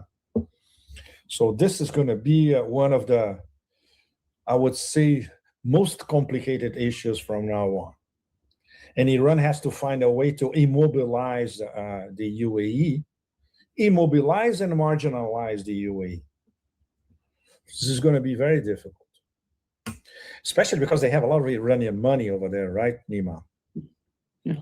Yeah. And if they really promise that they're going to confiscate Iranian assets in Dubai, this will be the straw breaking the Emirati camel's back. You're going to confiscate your money? Okay, just wait. What's going to happen to your oil industry? I think they're gonna, if they continue with this sort of attitude and getting closer to Israel and attacking Iran, they're gonna be disappeared from the scene in the Middle East. I'm not talking about country. I'm talking about the leadership and the people would join the Omani government. I see they're gonna be much more better position if they join Oman and be, they're part of Oman. It's what the Iraqi scholars, I love those Iraqi scholars. This is what they have been saying for a few weeks now. Eventually, the only place for them to go was back to Oman. Exactly. That's why, we had General Kane, Pepe, in the briefing of Donald Trump, the way that he was mentioning what has happened in Iran. He said something so important, I think, that each and everybody in Iran was hitting at us with rifle, with small guns, and this shows how they have been deceived somehow. They have been by, I don't know, Mossad, by CIA, that they thought that really Iranians would welcome them to invade their countries. This is huge, Pepe. Of course, but this is Zionist disinformation, which is it's something they excel in. They're masters of disinformation. They're very good at infiltrating. They're very good at cultivating fifth columns. And that's it. And then they are very good on the PR department to sell that to gullible Americans, including gullible American politicians, especially gullible American politicians. It's what they do best. The problem is that when they actually infiltrate, for instance, they infiltrated Hezbollah. And they infiltrated, I would say, probably a few sectors of the IRGC. This is very, very worrying. Extremely worrying. I think you're right. And on the other hand, you see the same thing happening in IDF. They have spies, Iranian spies in IDF. And today we've learned another spy was, somehow they found another spy, Iranian spy in these IDF forces. But the problem is, or the difference is, Iran doesn't seek any sort of assassination, or they're mostly basically they want to find something strategically, find something that is important for their operation to go against Israel. But on the part of Israelis, whenever they manage to find someone to spy for them, they want to find the location of the leadership, the location of the people to assassinate them. Nothing beyond that is happening. That's why you see two different attitudes on the part of Iranians and Israelis. They're basically mostly, their policy is based on assassinations. On the other hand, you see, even we had the documents coming out of Dimona. You remember that? Yes, absolutely. Yes, yeah. They look for privileged information. And the Israelis is just, okay, we found this guy, let's kill him. That's it. There's nothing strategic about it. Absolutely, the approaches are completely different. And that's works perfectly for their propaganda, that they're capable, they're doing this and that, they're assassinating the leadership. Even with the briefing yesterday, Pete Hegseth was mentioning, we have destroyed, many of leadership in Iran, together with equipment, together with their army. This is some sort of propaganda machine for the mainstream media. And Iran doesn't need that, because they don't have the dominance over the mainstream media. Exactly. Yeah. Pepe, another question. Go ahead. If you allow me, a very quick one. As you see it, would you say that Iran is not attacking Israel directly as harshly as they could? It's like they are refraining a little bit, and maybe in a later stage they will go for the kill. But for the moment, it's just like compared to the amount of destruction that they wreaked on the American military bases and on many installations across the Persian Gulf. So when you compare to the direct strikes against Israel, I would say there's an element of suspicion. It could be much harder than that. Yeah, definitely. because they're trying to be measured in the way that they're responding to Israel. They don't want to go 100% on Israel. They don't want to reveal everything. That's why they're talking about we have surprises. If the escalation continues, we have the surprises coming. They know what they're talking about, but they don't want to use them. They don't want to put them out because that would reveal everything you have. You know, that's how you strategically thinking. You're not going to do that to yourself because you disarm yourself before using them.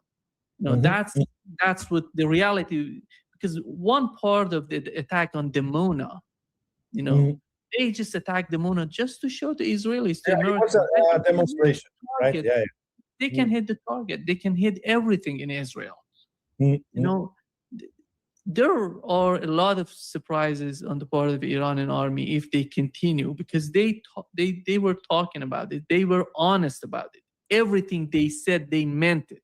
They used it. So I have no doubt that they have a lot in their arsenal to be used against Israel and against an American aggression if the war continues.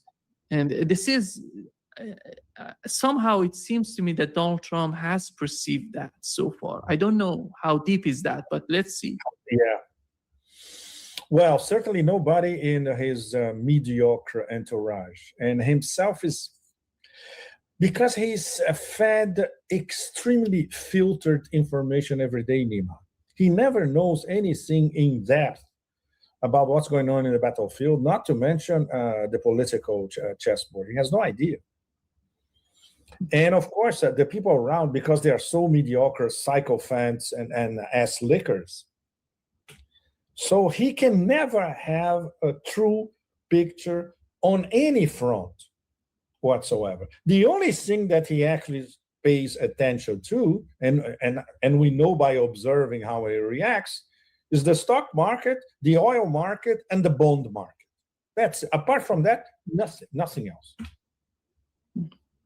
If he was a wise person, I would say he would just dismiss Pete Hegseth right away, right now, because Pete Hegseth is one of the biggest problems. The guy comes out just, it seems like he's playing a movie. It's something like that. He's not real. The guy is not real. Childish, horribly misinformed, prejudiced, with the brains of a 4-year-old once again, etc.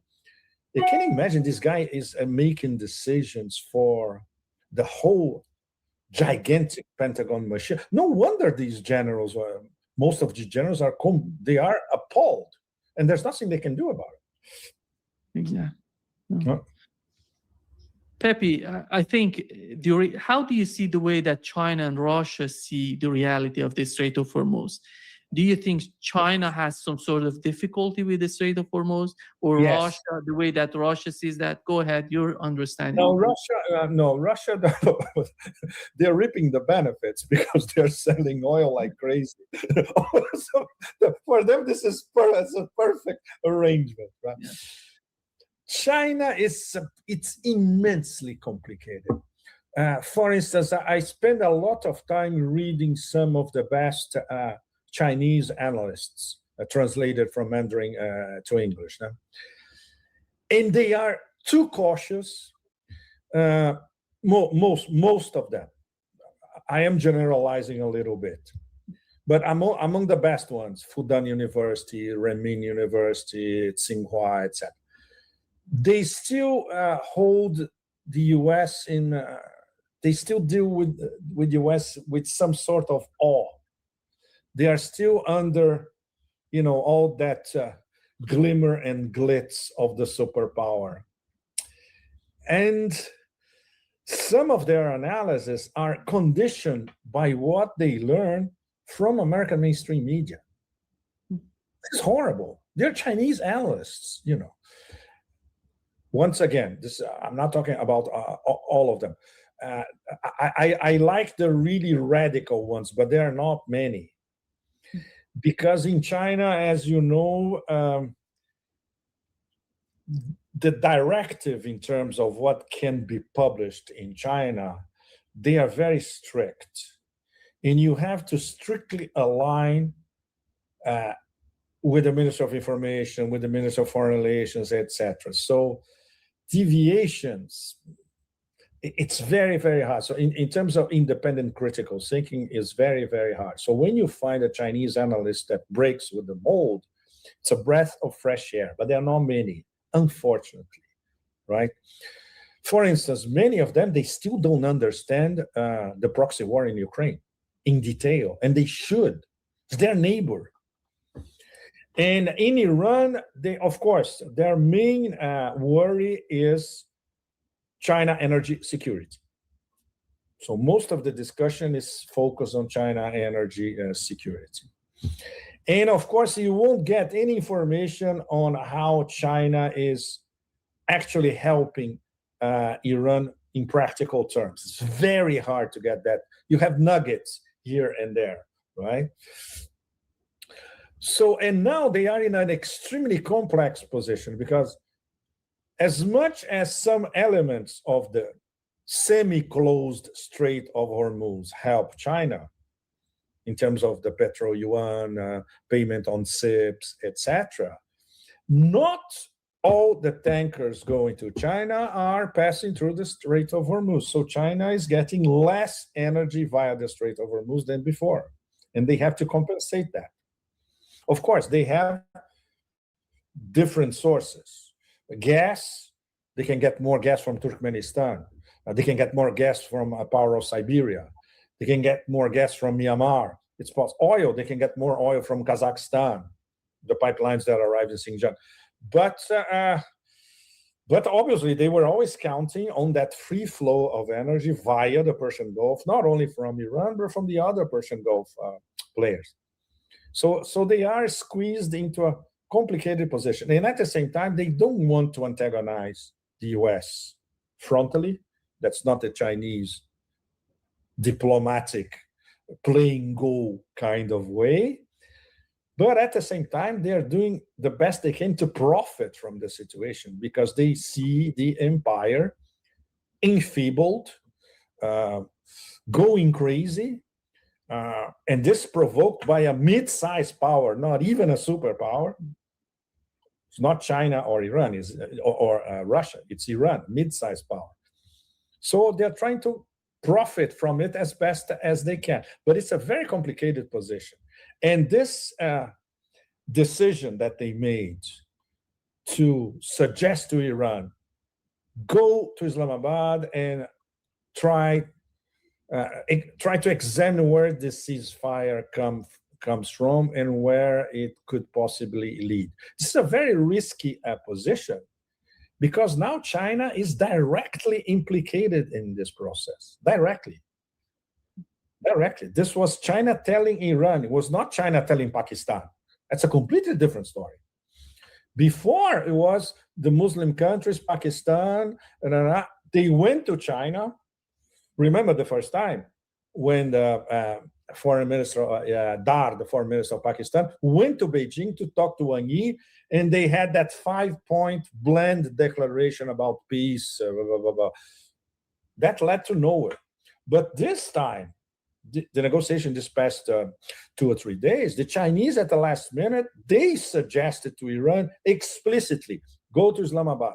So now they have skin in the game. And they have to assure, of course, you won't see that in Chinese media anywhere. But basically, they told Iran, look, we're going to be your guarantor in the back, whatever happens. And obviously, Tehran agreed. So there will come a time, if things start to derail, Tehran is going to pick up the phone to Beijing. I said, okay, where is your help now? So China now is in a very delicate position, which they were not only a few days ago. And I was trying I was trying to find nuggets about that on Guansha. I follow Guansha a lot.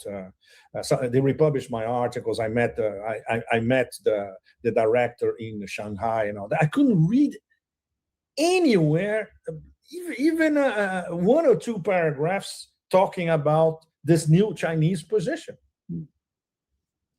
So it's complicated, Nima, and all of you, our audience. To follow China as a foreigner, it's extremely complicated. So it depends on us cultivating our, establishing relationships of trust, which is something that I have been doing for years, in fact. But this takes time. You know, you have to meet them in person. It's not on email. No, you have to go there. Then you have a lunch together. Then you discuss off the record. So when they start trusting you, then you start getting privileged information. But this is a long process. Because they're not that much vocal about what they're thinking. They are not. No, but not at all. But this is the way the Chinese deal with extremely sensitive foreign policy issues. This applies to everything. And so in some cases, this is something that I heard, I cannot say, I heard from diplomatic sources. I cannot say where from. They told me, look, sometimes the Chinese bet on the wrong horses and they don't know it. And when they discover it, it's too late. This has nothing to do with Iran.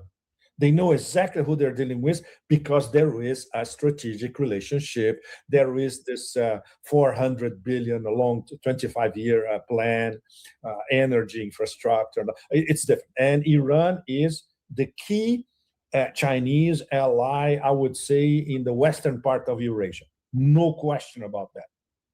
That's different. But they refuse to be directly involved, and especially now, directly involved in a war, and it's not their war.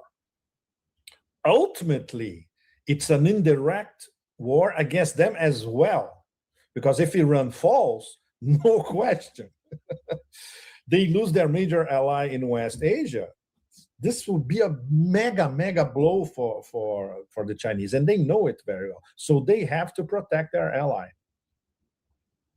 So the most challenging aspect is that it's very hard to know how far will they go. None of us know. You see? But I'm sure the conversation at the highest levels between Tehran and Beijing, it's very good. It's very good. This helps. No? I think before wrapping up, Pepe, I think it's just we have to see the alternative in the West Asia. This war has diminished the picture of GCC countries in the eyes of Russians and Chinese. That's a huge factor right now. Enormous. Wow. Especially because we have one of them is a BRICS member. And in Egypt, which is close by, is also a BRICS member. And Saudi Arabia is on the fence. We don't know what Saudi Arabia is. Is Saudi Arabia in BRICS or not? They don't know because they are hedging so much. No? But we already see the split, Nima. And I'm sure all of you, our audience, are already split. Qatar and Oman, they already made very clear that they will align with Iran, whatever happens next. So that's so the GCC is already broken in half. Bahrain is broke, right? And the whole thing is collapsing. So Bahrain has no future. Bahrain is a non-player in the future of the GCC. Kuwait still hangs in the balance. They could be reabsorbed to Iraq in the near future. Everything is possible. So the once again, the big problem is, okay, what about Saudi Arabia and the Emirates? And the Emirates is not the whole thing. No? We're talking basically, for instance, Sharjah, cool. Fujairah, cool. The problem is Dubai and Abu Dhabi. Dubai, the business model is dead. We already know that. And we don't know if they'll be able to reinvent themselves. Doing what? Nobody will want to live in Dubai anymore or do business in Dubai. Forget it. And Saudi Arabia. That's the key of the whole story. And MBS has some very serious decisions ahead. Everything that he promised to the Trump administration, all the deals related to the IMEC corridor, which has collapsed, everything related to the Abraham Accords and all that. This whole thing is collapsing. in front of them. So how they're going to, we don't know how they're going to play their next hand, and they don't have many cards in their hands. Magnesium is the mineral. There is not different types of magnesium. It's magnesium on the periodic table of elements. So when I get the question of, should I use citrate? Should I use taurate? Should I use oxide? Should I use threonate? You need all of them because magnesium, the element, needs to get delivered to all the different areas of your body, but you need different deliverers in order to accomplish. No, exactly. But it's already, but GCC is already a mess, Nima. It's already split. No, exactly. Muito obrigado, Pepe. Obrigado a você. I think we scratched the surface because it's getting more and more complicated. Tudo que a gente pode fazer isso. Não, fora disso, a gente vai fazer. Scratch the surface. It's too difficult right now to predict what would happen. I think there is a lot to be played right now on both sides, and that's the and for the global economy. Yeah, for the global economy. Exactly. It's probably one of the few things that the baboon of Barbaria, I would say, intrinsically knows that if this war goes on, the global economy will be destroyed, and he will be responsible for it. You know, till the end of history. Exactly. So no wonder he wants an off-ramp. He has to do, of course, with midterm elections, all that crap, internal crap, but of course, his legacy. Don't forget, we're dealing with a guy with an ego the size of the Milky Way. And for the moment, he's being ridiculed everywhere.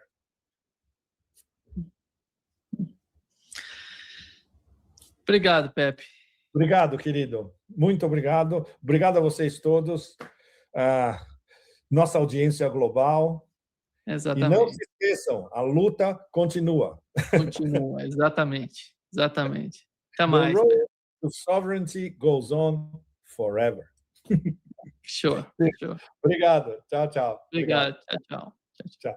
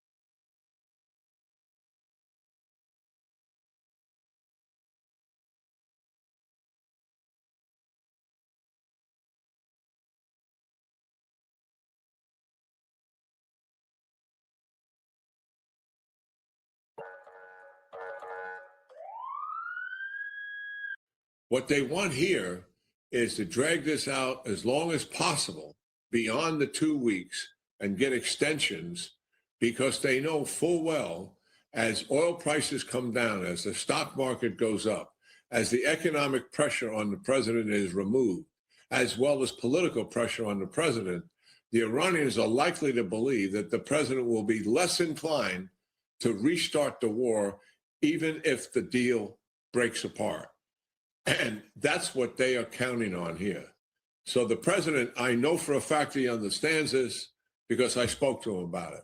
And the reality is that I believe he will hold the Iranians to this deadline and time. That was Jack Keane just recently speaking to Sky News, talking about, we've been showing you on this show a lot. He is definitely against a ceasefire. We showed you yesterday that he said, I don't think they should have even done this. And we've mentioned many times that President Trump listens to this guy. And so when he says something, even though we may disagree with it a lot, it's important to put it on there because, as he said in this soundbite specifically, I called the president on the phone, which means he's taking his calls, which means those kinds of thoughts are getting into his mind. And he's trying to say here, do not trust the Iranians. They can never be trusted to keep their word. They always lie. They always obfuscate. They always do everything to avoid doing anything that they say. Therefore, the only option left is the military hammer. We have to just continue going down that path. So even though we had just started into a ceasefire period, or at least something close to it, you have all kinds of institutional pressures inside President Trump's own inner circle that are trying to sabotage it. He's also got inside his coalition with Israel trying to sabotage it. And of course, then you have the other side of the story here with Iran trying to abide by it, or at least trying to say, hey, we're trying to fine tune. But you see that too many people on the inside don't even seem to want it. And now then, it's starting to look like at this early stage, even, this is supposed to be a 2-week period, remember, and the objective is supposed to be to reach a complete peace so that everything, the Strait of Hormuz will be open and the war will come to an end, right? I mean, that's the objective. That's what we're trying to go for here. But now all the pressure seems to be on, forget about it. Let's just don't do anything here. Not that the Iranians are pushing back, not that the Iranians are trying to put new and changing terms on top of this stuff. No, they actually are, so far anyway, are pretty much where they have said they were going to be. Now, the question is going to be, what is going on here? Because the administration is starting to put out a number of information in different pieces, and Jack Keene's not the only one that seem to be setting this up for failure. In fact, based on something President Trump said today, one may wonder, is he himself just saying, hey, I need a little bit more time to reload and then come back with more military power? What a shock that would be if he did something like that, which is a version of what we've already done 2 times to Iran so far in the last 9 months. We'll see how that's going to work out. But let's take a look at some of the issues. One of the biggest ones right off the bat, and I mean right off the bat, within hours of the announcement, was the issue of Lebanon. Now, let me show you this. This right here is the X post from the guy who helped coordinate that and negotiate this, from Pakistan Prime Minister Shehbaz Sharif, whom you may recall President Trump cited in his announcement of the ceasefire as giving great respect to him. So in the announcement at the time, this is the night of the declaration, he writes that with the greatest humility, I'm pleased to announce that the Islamic Republic of Iran and the United States of America, along with their allies, have agreed to an immediate ceasefire everywhere, including Lebanon and elsewhere, effective immediately. Okay, so including Lebanon, effective immediately. You see that timestamp on the lower left-hand corner there, 7:50 p.m., April 7th. So that was right away. That was right at the same time President Trump announced his. President Trump didn't use the word Lebanon, but he concurred on all the other points there. It wasn't hours later that Prime Minister Benjamin Netanyahu said, yeah, no, that's actually not what we're talking about. We don't agree to that at all. And then we have some bigger problems. In fact, here's what Benjamin Netanyahu is actually saying about the operation in Lebanon. We are continuing hitting Hezbollah, and today Hezbollah has suffered from the biggest strike against the location since the pager incident. We have hit locations Hezbollah thought they are safe. To the citizens of Israel, we promised you to restore back the security. There is a good security belt inside the Lebanese territories, in Syria as well, in Gaza as well. We control more than 50% of Gaza. So this is my first day starting the printable Tai Chi program. And this is me now. If you're a man over 180 pounds, you should. Okay. One of the reasons I chose that particular portion of the soundbite is because of the last section there, is that he says we control 50% of Gaza. The reason why that's important to point out is to show the limits of power. So they have this idea that you can just compel compliance in this country of Iran with 93 million people, 4 times bigger than the size of Iraq, and of course, with this huge series of mountain ranges covering its western border with the United States allies in Israel and the West. But you, after we're closing in now on close to 3 years now, we're getting near it, 2.5 full years, you have only gotten 50% control of the tiny little strip of Gaza, who has no air force, no missile force, no army, no navy, only fighters, only guys with rifles. And you have literally bombed it into oblivion, and you have 50% of it. Now, if you are so confident in telling us all this stuff about how good we are going to be in doing here, and you only have 50% control of it, and this is what happened right here, what you're seeing right here, this is from yesterday. This was the biggest bombardment of Lebanon in history. And believe me, these guys have gone several wars already, short duration wars they fought. I think the previous one was in 2006. And look, I mean, do you see any military targets in here? I mean, just look at that. This is just in the middle of Beirut. Now, there's a lot more on the southern part, and where the entire apartment complexes are going. And Israel is literally replaying the same playbook that they did in Gaza, where every time they destroy whether it is hotel, a university, hospital, you name it, they always say the same thing. Well, they used to say Hamas was hiding in there. Now they're just changing the H word to Hezbollah. Hezbollah was hiding in there, so we had to take it out.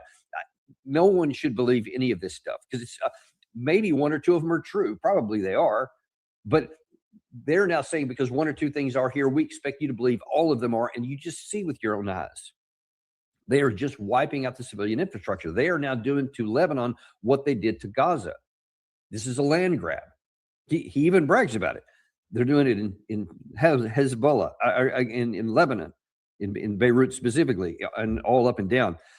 They also are doing it in Syria and now in the Gaza and in the West Bank. He didn't say anything about that there, but there has been all kinds of activities going along there as well. And so you see from the headline right there, he's just brash and boldly saying it doesn't include Lebanon. The ceasefire never did. Well, the New York Times is reporting that, in fact, it did. You had the Shehbaz Sharif from Pakistan, the mediator, said for sure that it did. And then here is the Pakistani ambassador who adds this. The description and understanding has come from the highest level in Pakistan, so it could not have been more authentic in terms of the offer made by the Prime Minister and accepted by the two conflicting parties of affording a ceasefire for 2 weeks.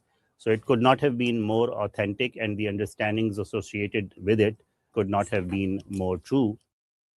So he's trying very hard in diplomatic language as the Pakistani ambassador to the United States, not wanting to anger the United States, but he's saying, listen, it's true. There's no doubt about it. And why would anybody think anything differently? The New York Times is reporting that for sure it was a debate going back and forth between the United States and Pakistan and Iran. That's why it said the initial statement that the three sides have agreed to it, and they added and their allies. Of course, that's Israel's the primary ally, really the only military ally, but the primary one anyway. So everybody knew, everybody was up front that Lebanon was going to include. And why wouldn't it? Because that is one of the proxy forces for Iran. So obviously they have every reason in the world to say, well, the whole war needs to stop. Remember, Hezbollah had of late joined in the fight with Iran against Israel and had launched several rounds and waves of rocket attacks into Israel. Israel had had some substantial retaliation fire. They had gone in on the ground. They were destroying with power, just basically doing an ethnic cleansing in the southern part of Lebanon to create some kind of security zone buffer, sending out tens of thousands of people flooding and fleeing to the north or be destroyed and killed. I mean, because they're not concerned about that. They're literally just wiping out all of the civil infrastructure. We're going to talk about this whole thing, by the way, in much more detail later today with Scott Horton in our show. So I don't want to get too much more into the details of that, but he will be talking about what is really going on with this war in Lebanon and all the different places. So tune in for that this afternoon. You can check your local listings there. But let's get back to where we are here, because while you see Netanyahu said no, that Lebanon was never included in the ceasefire, after the fact, now the United States is. In fact, here is Vice President J.D. Vance, completely jumping in on the Netanyahu bandwagon. If Iran wants to let this negotiation fall apart in a conflict where they were getting hammered over Lebanon, which has nothing to do with them and which the United States never once said was part of the ceasefire, that's ultimately their choice. We think that would be dumb, but that's their choice. Do you know what eating banana can do to your liver? Bananas are actually edible when they're still green. I mean, just take that, just look at that at surface level. Here's the Vice President of the United States saying with incredulousness, that was never part of the deal. We never once said that. I mean, does he have any credibility whatsoever? President Trump, at the announcement, said thank you to Prime Minister Sharif for coordinating this. In his statement, Sharif said, including Lebanon. The Pakistani ambassador to the United States said, yes, it is true. Now, who are you going to believe? Just imagine, if for what J.D. Vance said to be accurate, then the Prime Minister of Pakistan and the ambassador to Pakistan to the United States are lying, that they're making this up. I mean, you see the ambassador himself. I mean, he's fallen all over himself to try and to avoid saying the direct statement. Yes, the Americans are lying. It was definitely in there. He's trying to use diplomatic speak, everything he can to walk around it tenderly to say, well, the statement was accurate and it was true and it was authentic. And you think, though, that this guy is now going to make stuff up out of whole cloth and just say, yeah, you know what? We were looking around there. No one was checking around. We just added the word Lebanon in there to see if we could make it work. Why would they do that? They wouldn't. I mean, they're trying to become relevant. No one's going to make that up. So just at face value, there's virtually no chance that what the vice president said is true there. And the fact that nobody in the White House at the time the statement came out that it said, including Lebanon, no one said a word about it. In fact, it didn't even come up at all until the next day. I think it was about 4 hours later, which was the middle of the time here in the United States, when Netanyahu said it didn't. And then, of course, you had the biggest airstrike, the most concentrated period of time in the history of Israel, the longest they've ever been going on. So that was like a direct in-your-face kind of repudiation to the United States that says, I'm calling the shots here. You don't call anything. And he had Caroline Leavitt went from the podium in the White House and said it. And then you see the vice president himself was trotted out in front of Air Force Two and said it with a pretty strong denunciation.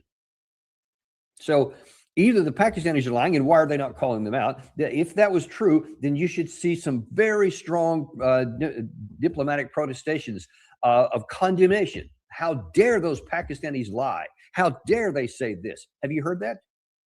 Have you seen one word about it? Of course not.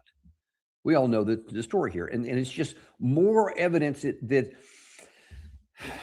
our senior leaders just shred what might tatters be left of any credibility that the United States has of taking anyone at their word. This is one of the biggest losses that we have in this whole situation here. Who can trust us in anything? I mean, just look at the arc of this whole thing here, because this war, in a certain sense, it can be argued, started in May 2018, when President Trump first got out of the JCPOA. So the word of the Americans meant nothing at that time. The Obama administration had negotiated painstakingly for 2 years a deal that's going to prevent Iran from ever getting the nuclear weapon, and had inspectors on the ground to validate that they weren't, and he got rid of that. And that started this long process of then increasing percentages from 3.67%, which had been validated that the Iranians were keeping during the terms of the time that we were in that negotiation, up to then 20%, and then in 2021 up to 60%. Each time it was in response to something else the United States had done, more sanctions, and each time they said, we're happy to go back into the terms of the JCPOA as long as you're going to do your part of it, which of course we didn't. And then you know all the things that happened after that point. And then now here we are. We negotiated, said we were negotiating in 2025. We went to war. We said we were negotiating early this year. We went to war. And now President Trump says we want to negotiate a ceasefire. And then at the start of that ceasefire, we're lying about one of the very fundamental issues here. And that is not lost on the Iranian side.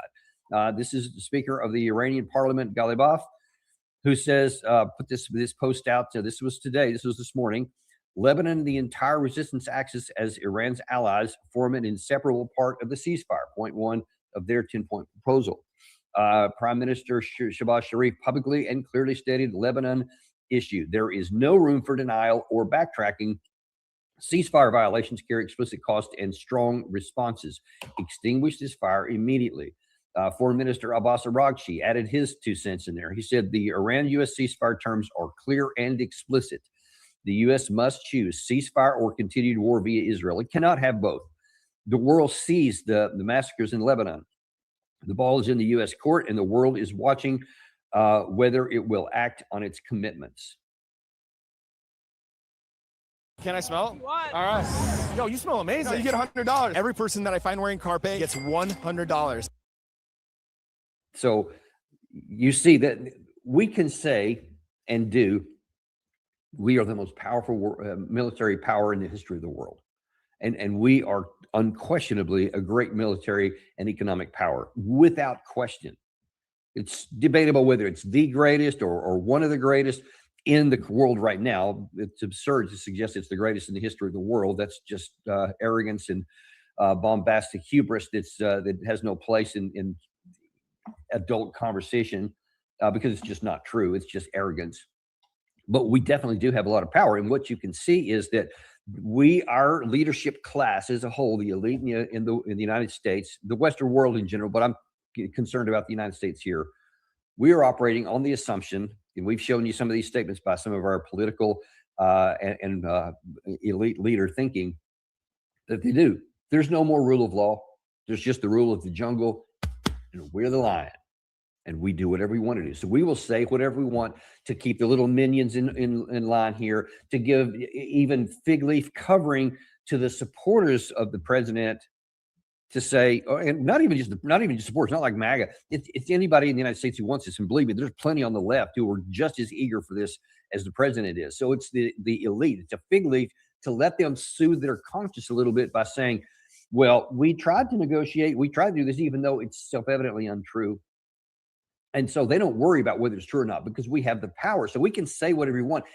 Words are now just a tool and a device purely to obtain what we want. So I've got to keep the masses at bay in the United States because you can't just go openly say, like some of those guys did, we're the law of the jungle and we're the lion, so we can eat and devour whoever we want, because even the supporters would eventually they would recoil and say, hang on, we can't do that. So you have to give the fig leaf. But the words are merely to keep you American public deceived and placated. Some of us are self-placated because we want to believe we need that fig leaf so we can just place it on over our conscience and say, oh, well, we tried, even though we really know, many of us anyway, that's not true. But nevertheless, that's the purpose of it. And it's been very effective because we have the power that we think that we can compel compliance to whatever we want them to do. The problem is we are running into this situation where the limits of power are becoming manifest here.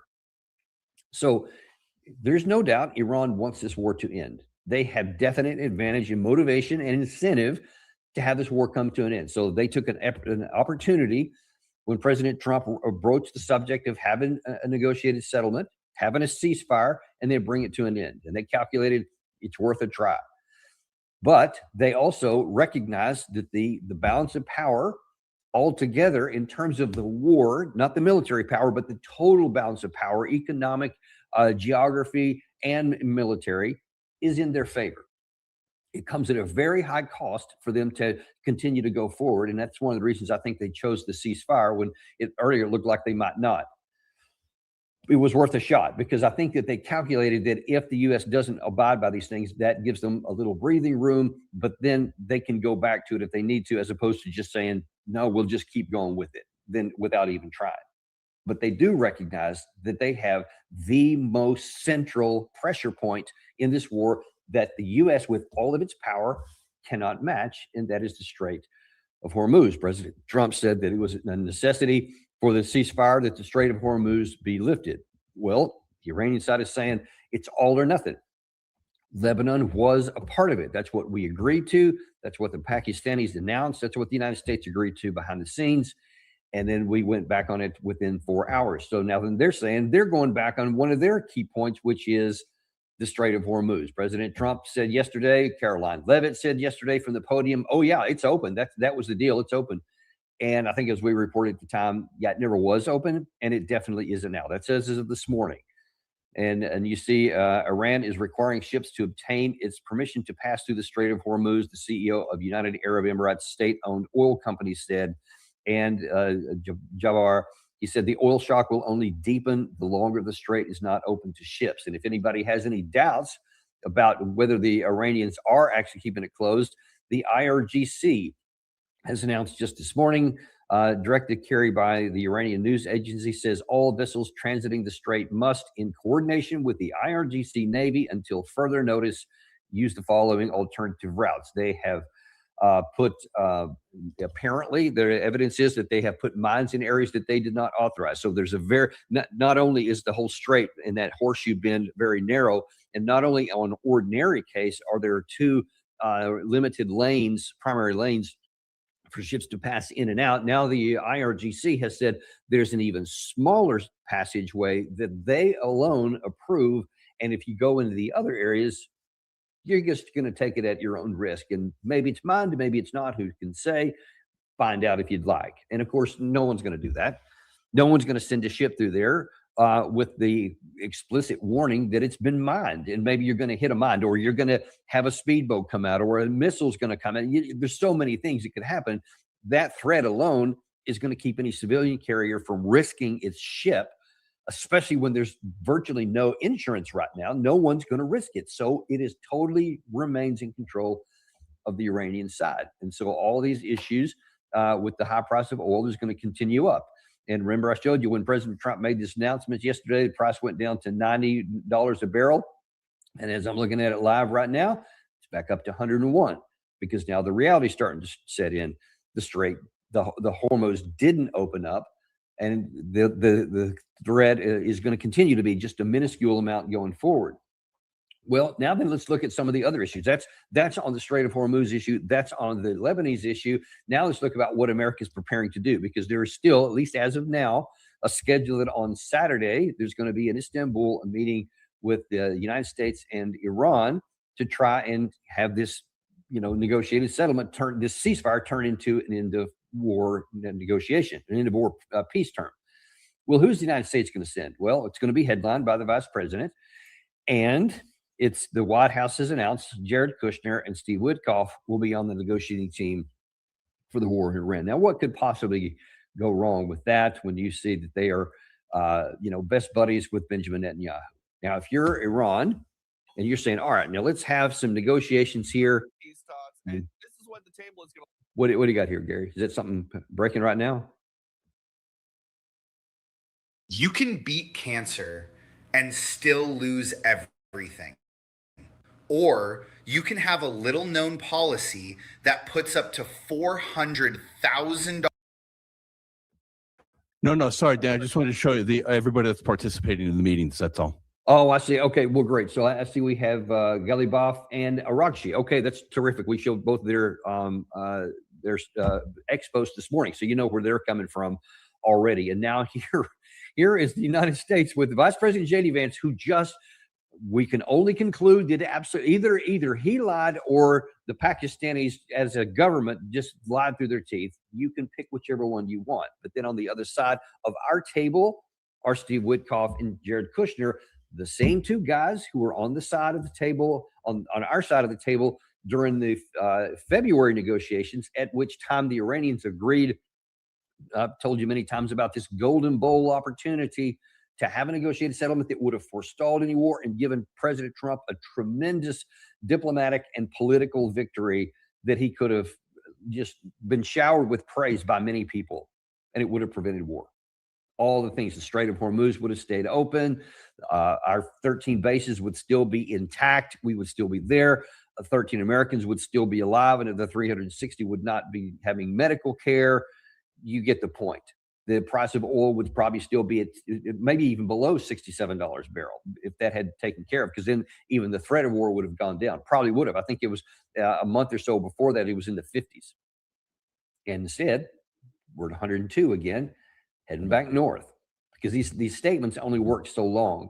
then the fundamentals, if they don't change, the price will require to go back up because there is a physical lack of supply for the demand that's being met here, and the price can't help but go up.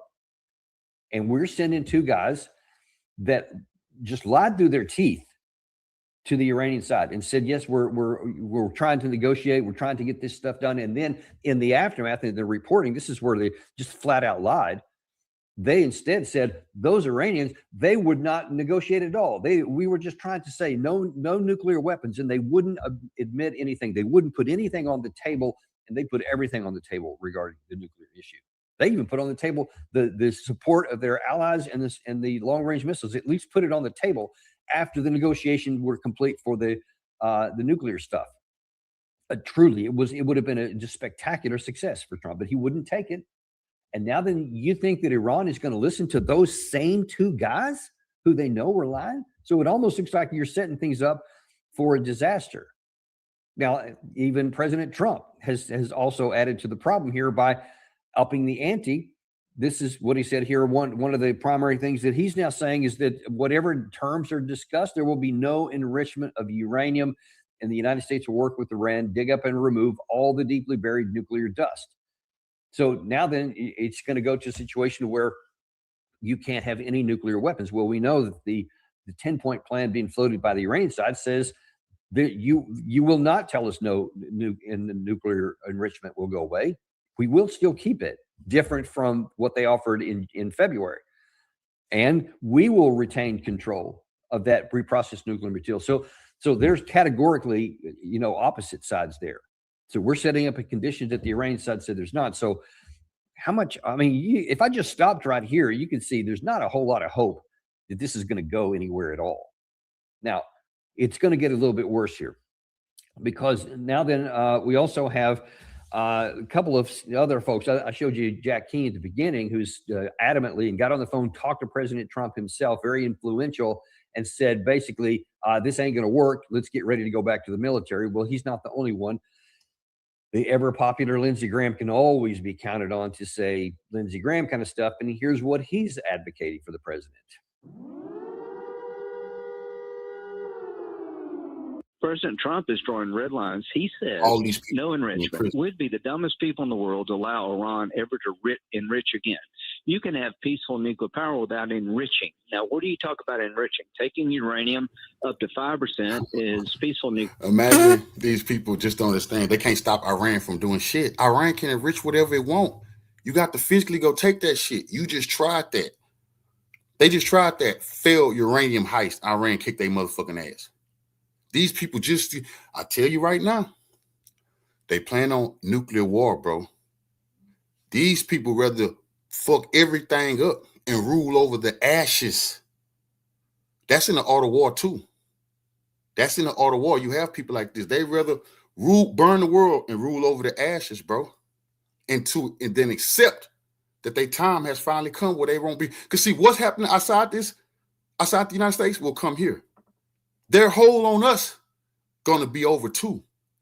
They have been bullying us like they the biggest, they the strongest. Some of us didn't believe that shit. Now you can see it. Like the movie Rocky. Y'all remember when Rocky was fighting Drago? He's not a machine. He's a man. That's what happened to they're not machines. They're men. And the reign of terror is over. Nuclear power, 20%, you can do isotopes. Anything over 20% is weapons material. And so never enrich again. They cheat. No enrichment. Just listen to President Trump. Not one centrifuge, period. Number two, the 900 pounds of uranium is going to be dug up and handed to us like we did in Libya with Bush 43. No, it's not. Number three, we're going to Every control. time they say that, like we did in Libya, yeah, Gaddafi believed y'all. Gaddafi believed y'all, and it cost him his life. No one believes y'all. Iranians, now they definitely, see, Iran, really, some of them probably thought maybe the U.S. is strong enough with their Navy and their Air Force. No, they found out, no, you not. The only way you could possibly take their uranium is a ground war. And it would take, if we used to get 10 million people, NATO troops, and invade Iran, a lot of people would die. It would take months to get to the location. And by the time you get there, they would already be a nuclear power and all hell would break loose. Their missile program and their ability to support terrorism. So president is drawing red lines. He's right to do so. Okay, let's be. Trump is never going to be able to say, these people are never going to be able to say Iran is terrorist anymore. And when they say that, people should ask them, well, why did you want to go 50-50 business partners with terrorists? If Iran would have said, okay, it's us in the U.S., let's bust it straight down 50-50, these people said that was a good deal. They were going to side with the terrorists. They have no more credibility, bro. Be crystal clear. Those 3 points he mentioned there are not negotiations. Those are terms of surrender. Period. Flat out. No nuclear enrichment. You're going to give us all the nuclear material and control of your long-range weapons, your missiles. Iran has already said categorically months ago that we're not going to agree to those kinds of terms. That's what was trying to be negotiated before. And they said, we simply won't do that. And to suggest now, when Iran clearly sees the only means of deterrence that they have is their long-range weapon systems, those missiles and their drones. Without that, they are utterly defenseless. And then there's nothing to negotiate because you'll just destroy them militarily. There is zero chance any nation on the planet with those capabilities. Remember all those underground tunnels I've shown you, all those missile cities. They have the ability to do that. You can't get them. That's why after whatever it is, 43 days, I think, of war now, they're not willing to give that up because we can't take it from them. And so they know that is their leverage to keep the strait closed, which keeps at bay everything else. That's what enables them to make sure that they keep that strait closed, is the capability they have on those long-range missiles to be able to bring all these other regions in the Middle East, all these other countries, the GCC countries, Israel, American bases, you name it, all of them are in their range, and we can't stop it. Now, why would any person, any country ever hand that over? So if Lindsey Graham is right, and that's what, of course, he's a golfing buddy of President Trump. He doesn't just get on the phone with him. So here's two guys that we know get on the phone a lot with President Trump and saying, you know what? Oh, there it is too. That's that golf course that's actually within sight of my back window as I'm looking out the window right now. Always makes me shiver when I see that. I was that close to him. But anyway, I digress. Bottom line is he has the President Trump's ear, as we've seen from the beginning. So when you hear Jack Keane and Lindsey Graham speak and say something, and then very oftentimes we see it manifest into President Trump's decisions, we have to pay attention. So it sounds like President Trump is setting up. This is just going to be a pause. And one of the other things is it gives indication that there's a problem here.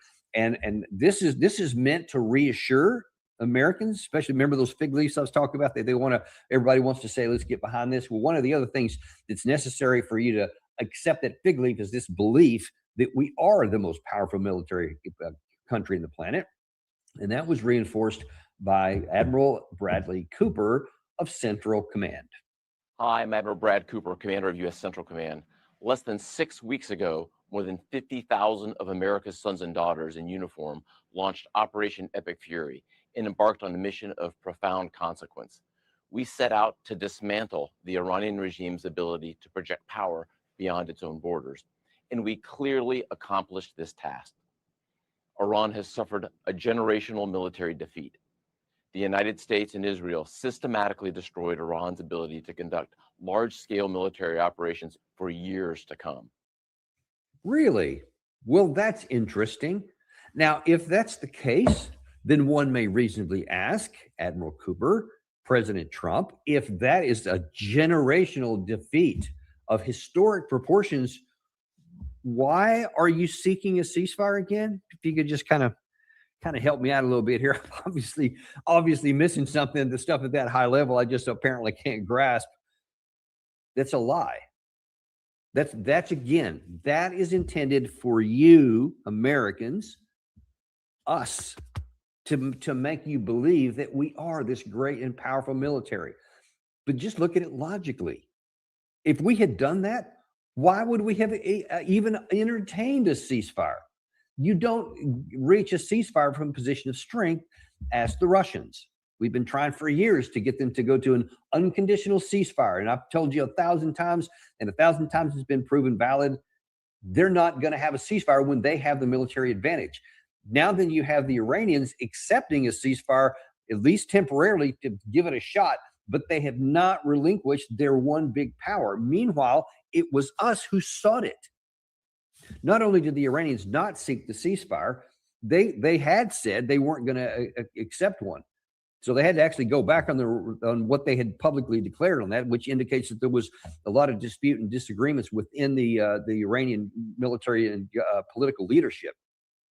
But obviously they said, all right, well, let's give this a shot. But you see their political leaders, the two guys who were going to be at this negotiations, said that it's all or nothing. It's either the terms that are in here and those are going to will negotiate, or there is not going to be a ceasefire. And you see the IRGC has said, we retain control of the Strait of Hormuz. We never gave that up, and it's still in place. So this idea that somehow the strait is open is just not true. So at the moment, there has been a quasi ceasefire between both Israel, the United States, and Iran in terms of missiles going back and forth and blowing up infrastructure, et cetera. So there's just quiet, but it's probably the better way to put it is there's a pause. And you can certainly say, and many have already, that the Iranian side wanted this because they wanted a chance to recuperate and to replenish and to get their breather to their troops, a breather to their command system to try and get communication set up. So they're taking advantage of this to catch their breaths and also to recover some things internally. You can certainly say that. That's definitely true. Turns out it's also true on our side, as President Trump this morning on Truth Social admitted. He wrote, all U.S. ships, aircraft, military personnel with additional ammunition, weaponry, and anything else that is appropriate and necessary for the lethal prosecution and destruction of an already substantially degraded enemy will remain in place in Iran until such time as the real agreement reached is fully complied with. If for any reason it is not, which is highly unlikely, then the shooting starts bigger and better and stronger than anyone has ever seen before. It was agreed a long time ago, and despite all the fake rhetoric to the contrary, no nuclear weapons, and the Strait of Hormuz will be open and safe. In the meantime, our great military is loading up and resting and looking forward actually to its next conquest. America is back. So what that tells you right there is that the United States is doing exactly the same thing that Iran is doing. They're recuperating. They're recovering from a lot of the damage that's been done. Of course, most of the... They go to show you they don't got shit on Russia. Russia ain't took no break. Russia ain't did no ceasefire. Russia been fighting 4 years with none of this shit. No breaks. U.S., 1 month, they demanding a break or they would nuke the whole fucking world if they don't get some time to just breathe, regroup. Like Trump saying, he talked too much. Iran already knew that's what you wanted to do. But China and Russia, I told you in the beginning, told Iran, don't worry about it. We're going to triple you up. We're going to quadruple your weapons. You great. You good. Man, this is ridiculous by the U.S. This is negotiating tactic. And then he's saying if Iran don't agree, the bombing's going to be bigger. But the bombings, every time they say bombings, they go to show you they cowards. No, you're supposed to be evading. You're supposed to be evading. When you're just bombing, you're killing women and kids and innocent people, bro. But that's all they can do. That's where their muscle was at, you see? That's where they plan on using the Navy to just tomahawk cruise. That's what they've been doing like they did to Libya. Like they did to Venezuela, just pull up on their coastline, threaten the hell out of people. They brag for years, every aircraft carrier can crush any country. One aircraft carrier could destroy one nation. They've been saying that. So he sent 3 to really put Iran in fear. It didn't. They don't give a shit about none of that. The bases that we had in the region have been abandoned because we can't protect our personnel there. So we had to move back from a lot greater distances. Meanwhile, as Colonel McGregor on our show told you before this war started, there's going to be a limited amount of time, a matter of weeks, that we're going to not be able to maintain that same density and volume of fire because we're going to have used up what we had on either the ships at sea or the bases wherever the things are where it was stored, and so we're going to have to replenish those. So apparently that's one of the things we're doing right now, and one of the reasons we needed a ceasefire because we had to replenish stocks. Now, as I've already warned you, we are already critically low of the JASSMs, the long-range missiles, Tomahawks, the long-range cruise missiles, air defense interceptors, PAC-3, Arrow 2, Arrow 3 systems in Israel, all running very low. So that's just in the inventories. But now that you got even the local stocks run low, so you had to get those replenished from other places, back from the continental United States or elsewhere where they have. Some from Asia are being drawn forward. THAAD interceptors, of course, are also running very low. So America needs a period of time to where they don't have to use those kind of things, and they can replenish the stocks because they're running really low. Iran is just trying to recover. They don't have anything to bring forward. They're on their home turf. They have a lot of these things in those underground missile cities, so they don't need to bring them forward. They already have them handy. So where does that leave us then? That leaves us saying, listen, there just is very little prospect that this is going to end anywhere good anytime soon. And we have this one here. This is also from Trump. This is this morning at 8:40 a.m.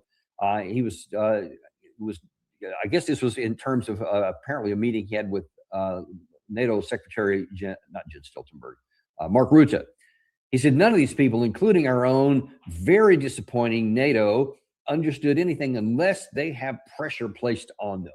So it was a very short Truth Social, but I thought it was important and indicative because it shows you the mentality of President Trump.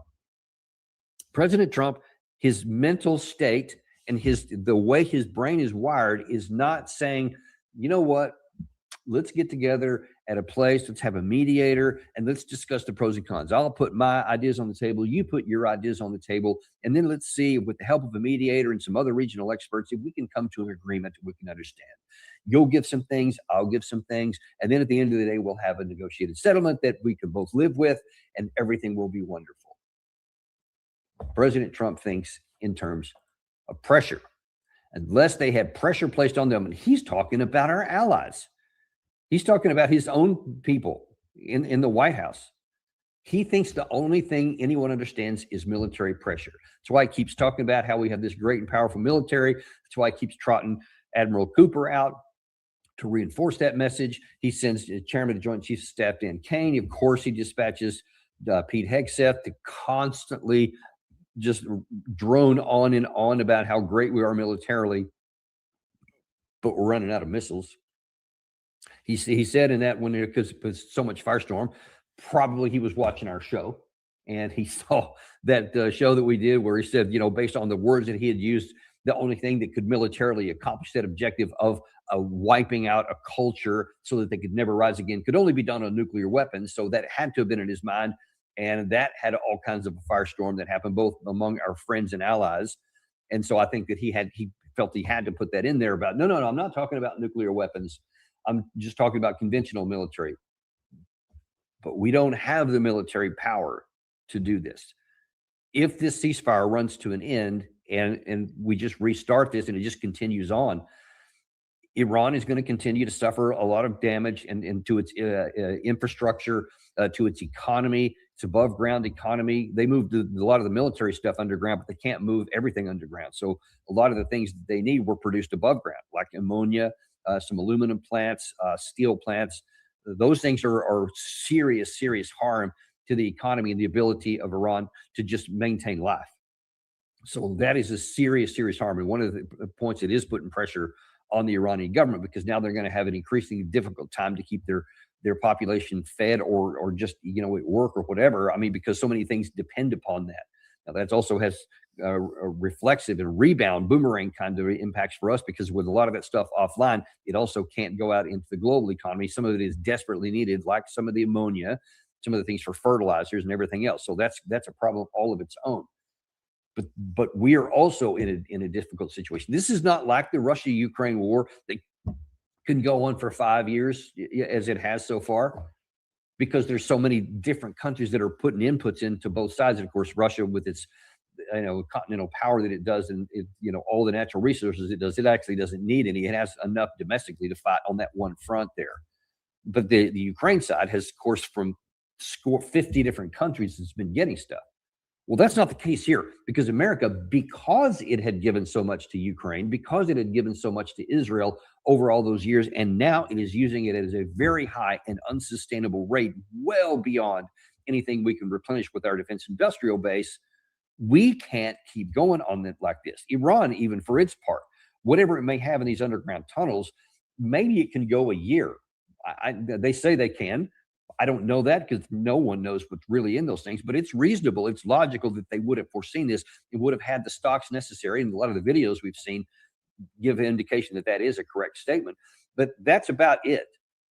So this is going to have a nearer term issue. This is not going to go along like the Russia-Ukraine war, but it is nearer term. But there's even bigger issues, unlike the Russia-Ukraine war, which is largely contained in that part of Europe. This one has global implications right now. I mean, Asia, Europe, Africa, the Middle East, obviously, even now the United States. Prices of everything are going up. That's unsustainable. That's going to put pressure on President Trump from our friends and allies as well as the military pressure. Iran knows it. So it's a great game of chicken right now. Who is going to blink first? And the side, it's going to determine really the side that can sustain this the longest. So can Iran sustain it the longest?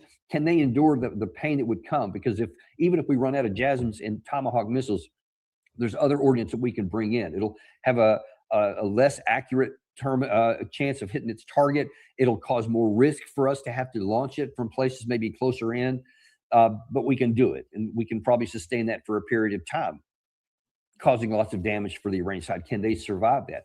But can we, on the other hand, survive? How many more months can we survive of oil prices at above $100 and potentially going up to 125 or 150 and staying there for a period of time? How many months can we afford that? How many months can we afford the fertilizer feedstocks, even more importantly, that are going to be responsible for food for the 8 billion people on the planet? A good portion of that comes out of here, like a third of the world's amount coming in.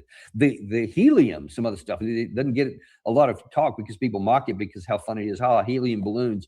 But the helium and some other petrochemicals are necessary for chips. Those chips are necessary to make cars, cell phones, literally everything in our society right now. That is already in a red state for Taiwan and other places in Asia because the stocks have been cut off here. So you see what I'm saying? There's pressure building up all over the place. We can't just say we're just going to, demand that Iran does what we want. If they don't, then we'll go back and then we'll just bomb them into the Stone Age again because it's not going to work. So there is some real pressures here. And the wisest thing that the United States could do is to say, yeah, we're going to have a negotiation here. We are going to reach an end state. I'll put whatever Band-Aid I want. If I have a fig leaf that I'm trying to tell everybody how great we are, I can use that same fig leaf to tell them this was in our advantage. This was in our interest. And man, what a great thing that we did to make this work out for us. Now the war is over. I don't care what he does. President Trump needs to stop listening to Lindsey Graham, stop listening to Jack Keane, stop especially listening to Benjamin Netanyahu. Get those guys, delete their phone numbers. Don't even take their phone calls anymore because they are taking America in a place from which we may not be able to recover. That's the concern that we have here. So you need to understand that's where we are. That's where we are on this before. We're going to be back in about an hour or so with Scott Horton, and we're going to talk the truth about Israel's war in Lebanon, Gaza, and the West Bank, and where all of that is going. We'll look forward to seeing you then on the Daniel Davis Deep Dive. You know, we don't have sponsors because we hate to hit you over the head with ads. I don't like them. So show a little love back. Subscribe, like, and send this to somebody you care about.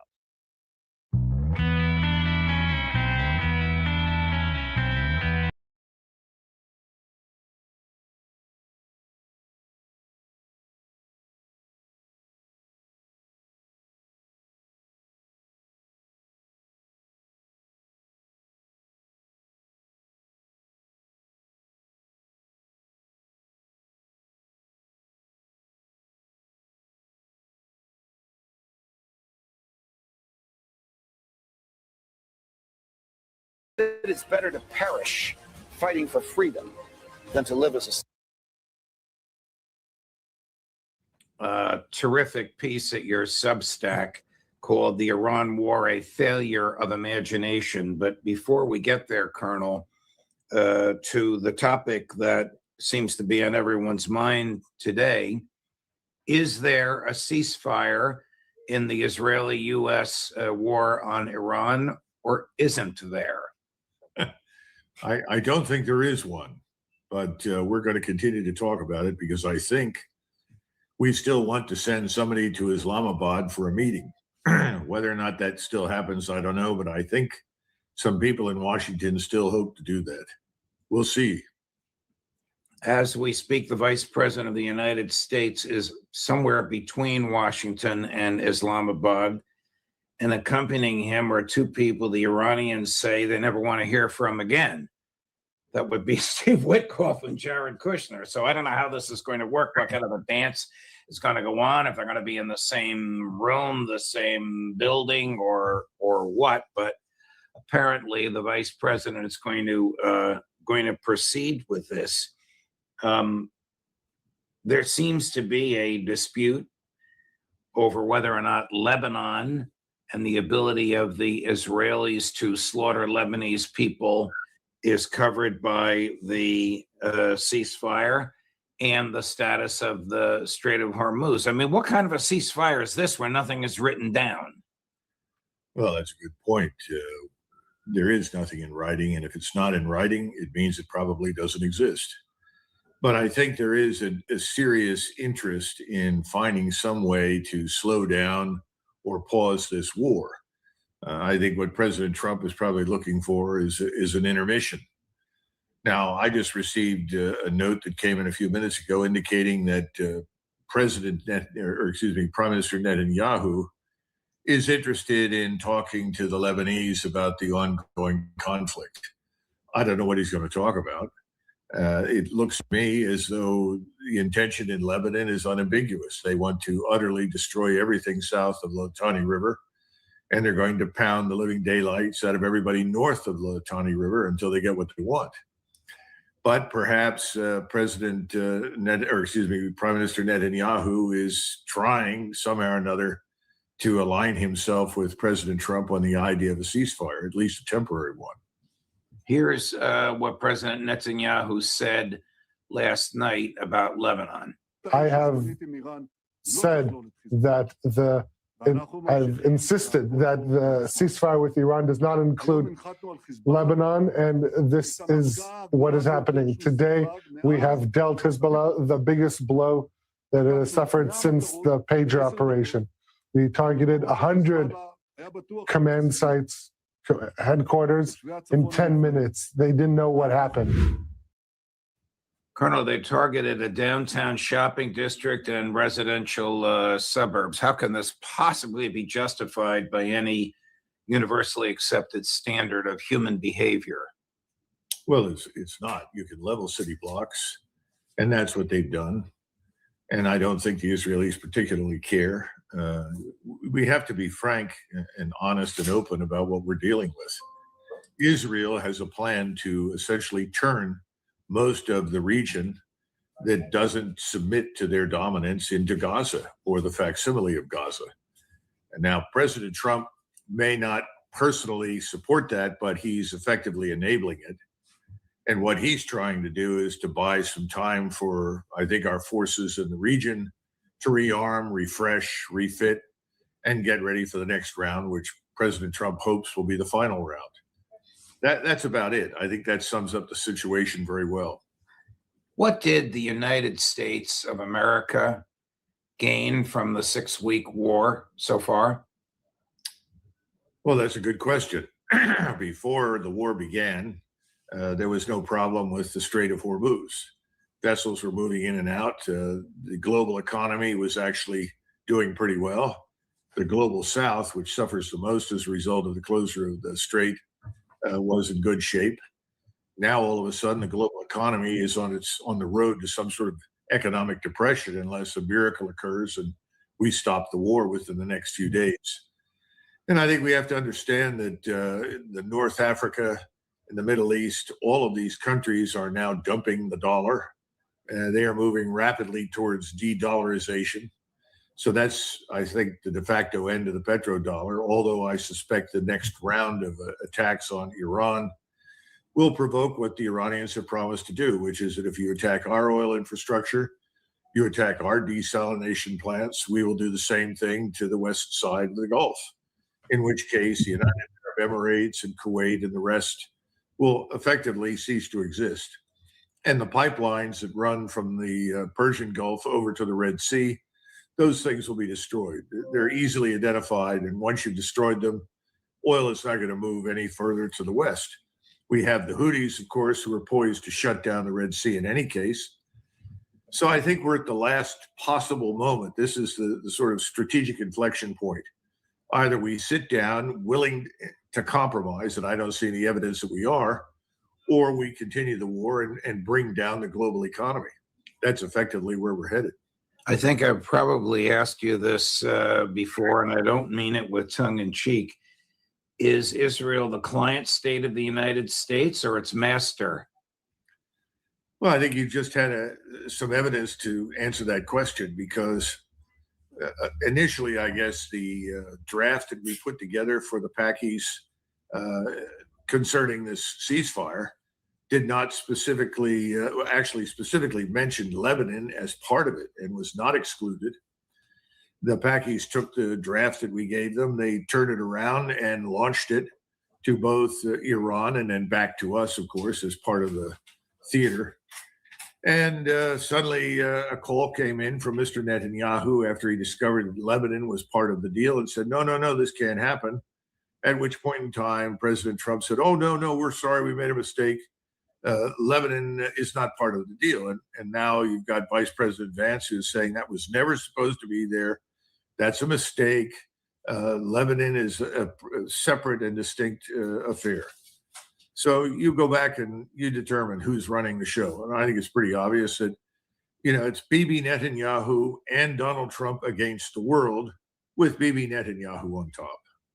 Well, the Prime Minister of Pakistan insists that the Americans acquiesced on Lebanon. He's holding himself out as the neutral here and as the mediator. I don't know, is Pakistan under the thumb of the United States, or are they truly neutral? Yes, they're under the thumb of the U.S. I think the Pakistanis were urged to cooperate on this matter by the Chinese. China imports roughly 50% of all of its oil from the Persian Gulf. 13% of its oil comes from Iran. And I think the Chinese, who long before the war began, cautioned against it. And as soon as the war began, at the end of the day, the U.S. military and the CIA controls Pakistan. China is militarily helping them with their weaponry and all that stuff. That's kind of crazy how they go on. But everybody know the Prime Minister, Imran Khan, was arrested, took from power when he tried to stay neutral in the Russia-Ukraine war. They took that man out of power, arrested him. It was plenty of people was dying, all because the U.S. told them to. That's when I knew the U.S. had more pull than China and Pakistan. Or they would have never arrested the leader who was trying to stay neutral but had some love for Russia. If that was true, it wouldn't be no problem. But the CIA is controlling that military, even though they have some Chinese weapons. That's just a fact. And urged an end to it, not simply because China has an interest in doing so because of the vulnerability of oil and energy in general, but because they genuinely opposed it and saw this global calamity developing. By the way, the Chinese have a huge strategic oil reserve. It'll take another 90 to 120 days to exhaust it if they have to depend on it for very long. So I think it was the combination of the United States and China. Were they working together? It's hard to tell, but obviously the Chinese were made aware of this by the Pakistanis. And Pakistan did what both the United States and the Chinese wanted. The problem is that Pakistan is not a place and not a group that under any circumstances the Israelis would trust. So I'm really surprised that we did that. I thought we would probably turn to Prime Minister Modi and ask him if he would sponsor these interactions, because Modi has good relations with Iran, good relations with Israel, and good relations with us. But it's turned out to be Pakistan's. Because they don't have good relations with Iran. India has been seen to be a treasonous traitor who they ready to kick India out of BRICS. Iran is already in BRICS, so they still got the I in BRICS. India is finished. They see them as a puppet nation who sided with Israel and the U.S., who helped sink one of their warships when they was coming back from a friendly competition in India. Fuck no, India we're gonna get to negotiate anything. So in any case, it doesn't look as though anybody really wants a ceasefire. We know that the Iranians did not ask for this. They never have. They've rejected all approaches by us in connection with any such thing. They don't trust us. And frankly, I don't see at this stage why they should. No regime change, no nuclear material destroyed, no missiles neutered, no Strait of Hormuz opened, and a semi-partial ceasefire. To Donald Trump, that is victory? Well, I think Mr. Hegseth, who's the Secretary of War, has spun that as a victory for us. But it's pretty clear that we haven't achieved it. I think the problem that we have now is more serious. President Trump actually said something that really upset the world against the United States, or with the United States. And that was his notion of destroying a civilization in a night, because everyone interpreted that to be a threat to use nuclear weapons. I don't think that's abated. I think everybody in the global south, I think in Eurasia, East Asia, Europe, everyone is really concerned about that, because that's the proverbial Pandora's box opening, at which point in time, all bets are off. Anything is possible. And the Chinese have gone to great lengths to warn the Israelis that if they were to consider using a nuclear weapon, that would be the beginning of that state's demise. So I hope President Trump can walk some of that back. The problem is some things you just can't walk back, Judge. Right. You have argued in your terrific column in your Substack venue that the United States and Israel are fighting a war that they do not understand and cannot win. Let's start with the failure of understanding. What is it about this war, in your view, Colonel McGregor, that the United States and Israel failed to understand? Well, neither state really understands the so-called enemy. They don't understand Iran. They don't understand this is a civilizational state with 2,700 years as one of the leading states in the ancient world, and even in the modern world. They don't understand its vulnerabilities. They don't understand its population. They looked at it and said, well, it's diverse.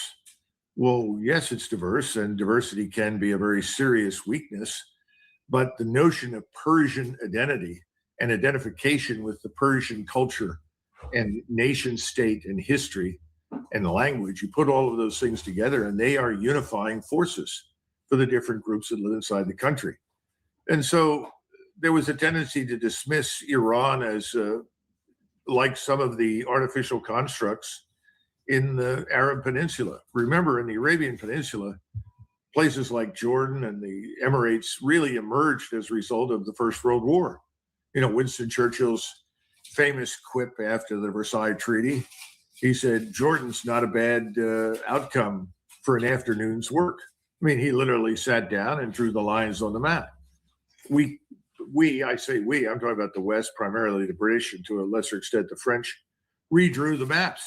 That's over. That's dead. That no longer exists. I think we and the Israelis have killed that. So now what do you get in response? Well, you have this great vacuum of power that is about to ensue in the Arabian Peninsula. You're about to watch, I think, when the war resumes, and I think it'll resume sooner rather than later, the Iranians will go back after they've been hit hard by us, and they will destroy the remaining oil infrastructure so that the entire Persian Gulf's sustenance and reason for existence will be gone. And this will set the global economy back by at least a decade. Nobody's going to go in there and repair any of it. So I don't think we understood that the way the Iranians think. Don't think we understood how they would react. And I think we grossly underestimated them. Now, I know that having been in Israel and listened to some very smart people there over the last 10 years, that the Israelis did have an appreciation for the engineering skills that the Iranians have and their ability, particularly in missile technology, to build very, very capable systems. But I don't think they understood the depth of the strategic power that Iran has created over the last several decades that make it a fortress that frankly cannot be conquered. I don't think, looked at it at all. I'm convinced that President Trump listened to the Israelis tell him in 96 hours or so, this will be over, they'll fall apart, their government will topple. And I think he bought that. He continues to talk about things that make no sense. The notion that there's this great crowd of Iranians ready to spring up from the ground and take over once the government is completely destroyed. That's all nonsense. He never understood this business of Persian nationalism and Persian identity. And I think ultimately the outcome is that he then turned to his chairman of the Joint Chiefs, who's an airman. And, the article of faith in the Air Force is that air power wins everything. Even though we have a lot of evidence to suggest that it's absolutely vital and essential in any operation involving warfare, it's not necessarily the only way or the way to win. And exclusive reliance on air and missile power doesn't work. But I don't think that that's something that he was told by the chairman of the Joint Chiefs. I think the chairman of the Joint Chiefs, as an airman, said, if we get the right targets and we can attack and bomb long enough, we will win. No, I don't see it that way. The New York Times says that the fiercest opponent of the war in President Trump's inner circle was Vice President Vance, who right up to the last minute was urging him not to do so, but said, I'm your vice president. If you do it, of course, I'm going to support you. Secretary of State Rubio against the war. Chairman of the Joint Chiefs of Staff, General Kane, against the likelihood of the Israeli outcome, victory in 96 hours. Director of National Intelligence Gabbard against the war. Director of CIA Ratcliffe against the war. The only person in that inner circle who pushed hard for the war, no surprise, Secretary Hegseth. Who plans these wars? Is it Secretary Hegseth? Is it General Kane? Is it some colonels and one-stars that are on the ground? Well, let me back up a little bit and point out that Hubert Humphrey went in to see Lyndon Baines Johnson after he had become his vice president, and he had written a lengthy memo outlining why, under no circumstances, we should involve ourselves in Vietnam. Humphrey made it very clear. It's a very well-written memo. And LBJ came unglued and threatened Humphrey and said, you've got to destroy this, and under no circumstances can you stand in the way. This is what we're going to do. So you either get on board or you get off. Humphrey, unfortunately, stayed on board. I would say, unfortunately, everybody that you mentioned on that list who is allegedly claiming to be opposed to these things didn't do it. Right. I don't care, what you said afterwards. I don't care what you claim afterwards. I want to know what you did. We had the same problem with Bremer when he showed up in Iraq in 2003 after 45 days of confusion, where the generals all stood around afraid to do anything. He brings all the general officers in there and he tells them, this is the policy of this administration. We are dismantling the Iraqi state, the Iraqi army, the Iraqi administration. We're going to rebuild everything from the ground up. Well, then subsequently, you've got people like Petraeus who said nothing in the meeting. Mattis said nothing in the meeting. Later on, they say, well, we all knew that was a mistake. Well, that's very helpful. Thank you so much. You never said a damn thing. So I have problems with these articles in the New York Times. On the other hand, again, I go back to the mechanics of this thing. This is an air and missile campaign. This means that you have large numbers of people systematically examining satellite imagery, all the topographical information, all of the intelligence, and start putting together lists of targets for destruction. Remember, they said that we've already destroyed 7,000 targets. By any metric, we've won. Wrong. Just because you run out of targets doesn't mean you're close to victory. What did you hit? What really made any difference? Well, that's a problem. Because if you have nobody close enough on the ground to identify what does or doesn't make any difference, your whole battle damage assessment exercise is very bad. So I think it's sort of one giant exercise in self-delusion. Now, I don't know, exactly what people said to General Kane. It may be that people in the Army, the Marines, certainly in the Army and the Marines, somebody must have stood up and said, look, this is not going to work. And they were probably told to shut up and color. And, unless you want to retire right away, or you feel like you're not going to have an impact, so why say anything? Nothing occurs. So the inner circle there is very, very important. Now, Hegseth, let's understand two things. Neither Hegseth nor Kane were appointed to those positions in anticipation of no as an answer. They are there because Trump wanted yes as an answer. Generals always get not only the people in the cabinet that they want, they always get the general officers that they want. That's what people don't understand.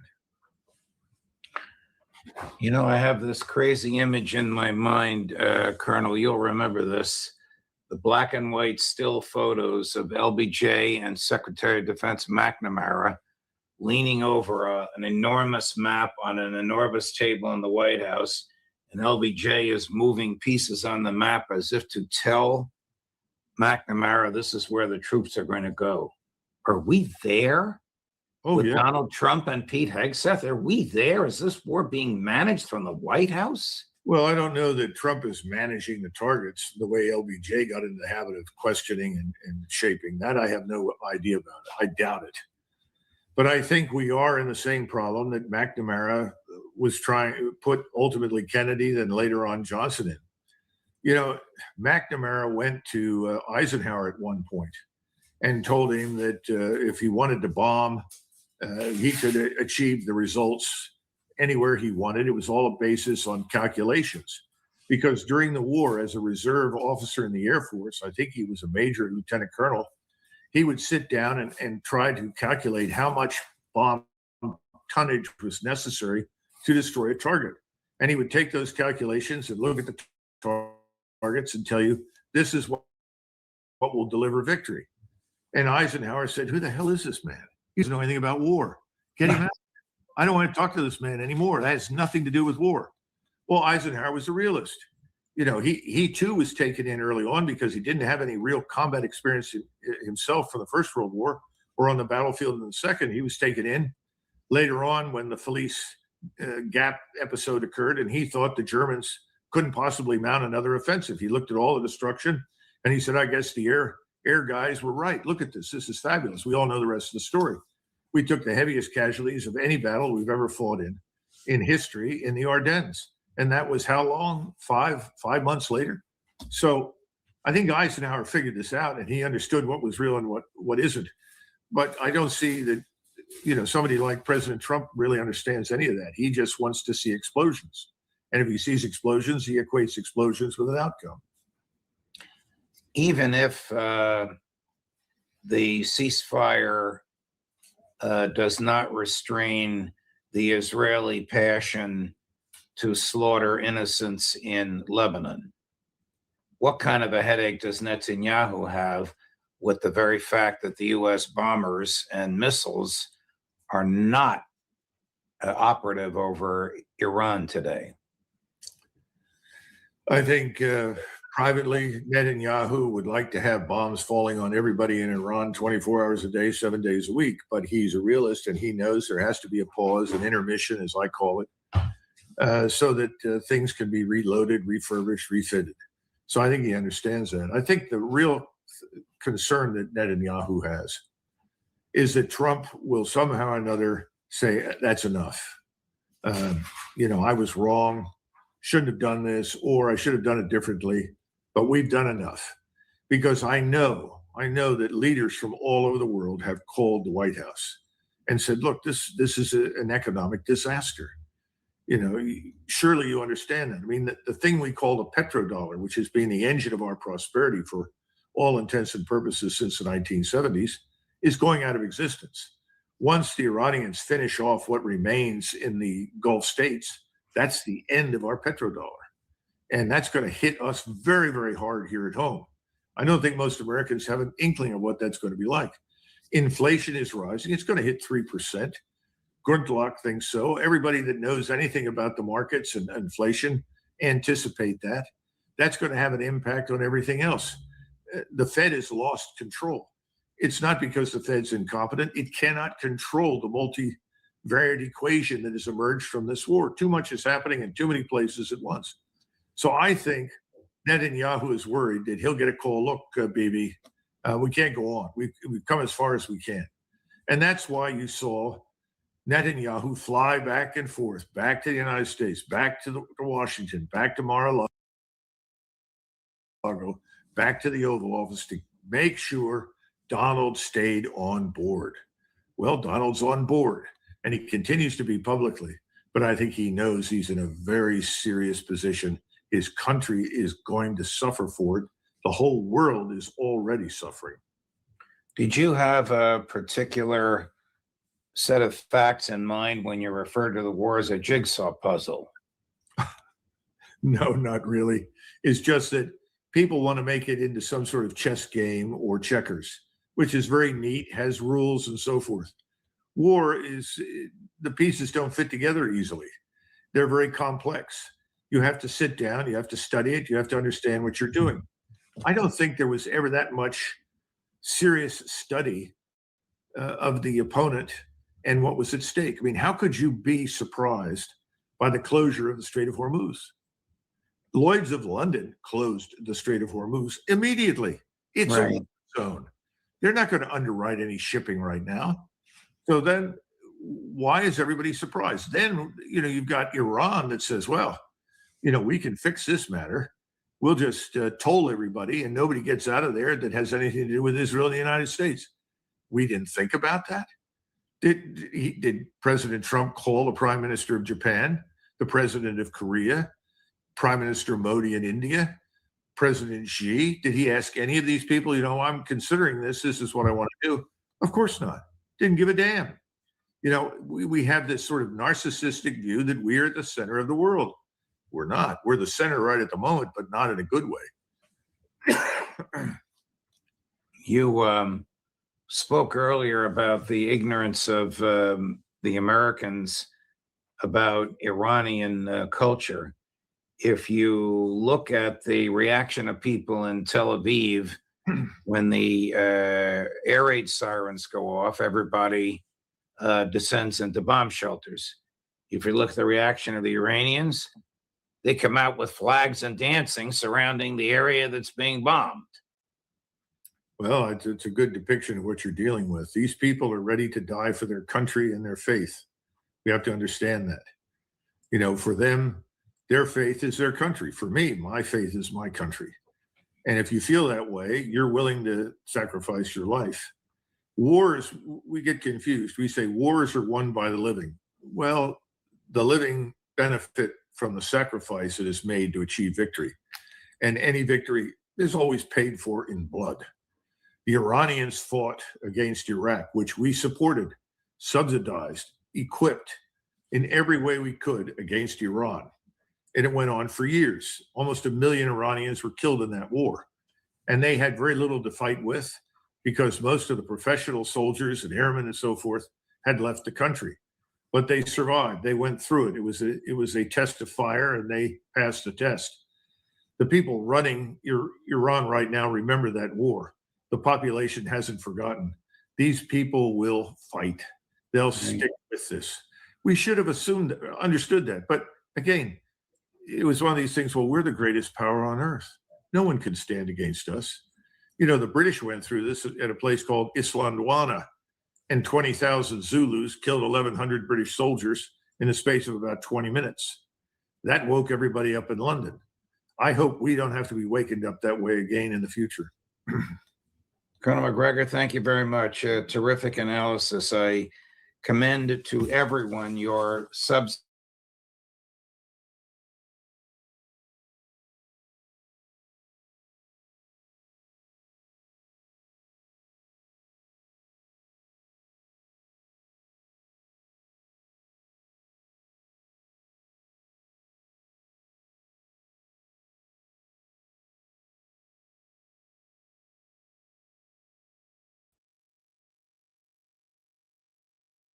years ago. It's like 2019, 2020. And it was kind of matter-of-factly during one of his conversations. And he said that NATO and the West and the US, I don't remember exactly how he put it, was agreement incapable. And he said it again since, but he was on to this long ago. And we've got the Witkoff and Kushners, and they're, being sent from place to place. And it's clear, yeah, deal maker, get out of here with that. Your thoughts on this latest business of, yes, we remember, we never said what we actually said. Supposedly making a deal with Iran in less than 24 hours. We talked to Bibi Netanyahu, and all of a sudden, we didn't make the deal that we made after all. Your thoughts on this foolishness, Scott? I mean, it's not foolishness because these are people's lives at stake, and nuclear wars at stake, and all these people's, jobs and ability to feed their family. But your thoughts on this agreement incapable business, Scott Ritter? Well, first of all, we know that J.D. Vance is a liar.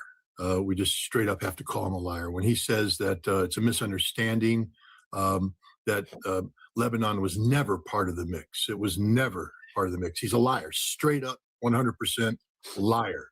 And the record will show. So I don't know why they lie so egregiously, because there is a diplomatic record. If the Pakistanis ever decided to release it, it would show that there was an agreement spelled out. There were two position papers put on the table. One was an Iranian position, 10 points. And in that 10 points clearly states that the ceasefire will extend to Lebanon. There was an American position, 15 points. And in that, there is no mention of Lebanon. And what they agreed to is that they were going to meet starting Friday, tomorrow. And they were going to try and bring these two papers together and come up with a singularity, which would be the final agreement. But in the meantime, there would be a ceasefire. And the United States agreed that Lebanon was part of that ceasefire. Whether or not it would be part of a comprehensive peace settlement had to be worked out. But the Pakistani president says there is no doubt in anybody's mind who is present that Lebanon was part of the ceasefire, and the United States understood that and agreed to that. But here's the problem. We negotiated without coordinating with Israel, because that's what we do. This is what the Trump administration does all the time. And, you want precedent? Let's go to Yemen, the Houthi. And back when the United States was bombing Yemen and we just couldn't bomb them into submission, and they made our aircraft carrier make a hard right rudder and threw an F-18 overboard. And we realized if we continue to operate this way, we're going to get sunk. So ironically, we went to the Iranians and we said, we need help. We'd like you to talk to the Houthi, and we want a deal where we'll stop bombing and they'll stop attacking shipping. And they went, what about Israel? They can keep attacking Israel all they want. That's between Israel and the Houthi. But for us, we need to get our aircraft carrier out of the Red Sea. And we need to do that through the Bab el-Mandeb Straits. And we need to make sure you don't sink us when we do that. So we cut that deal. And the Israelis are like, hey, partner, what about us? We did the same thing. We negotiated because we're in a bind. And everybody needs to understand that right now. We're in a bind. We have reached the end of our escalation capability. Our escalation ladder has maxed out. The president's thrown out a lot of tough words about civilization erasure and all this kind of stuff. And even today, he put out another one. We're ready. We got bombs. If we have to start shooting again, we're ready. There's a scene in the Game of Thrones, great TV series, where young Joffrey, the newly minted king, is being talked onto by the hand of the king, Tyrion, and Tyrion says something to Joffrey, and he says, "I am the king."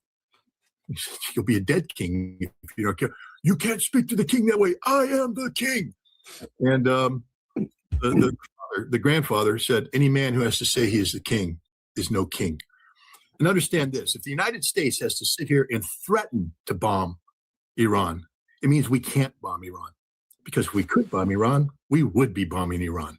That's the bottom line. The reason why we're asking for this off-ramp is we're done.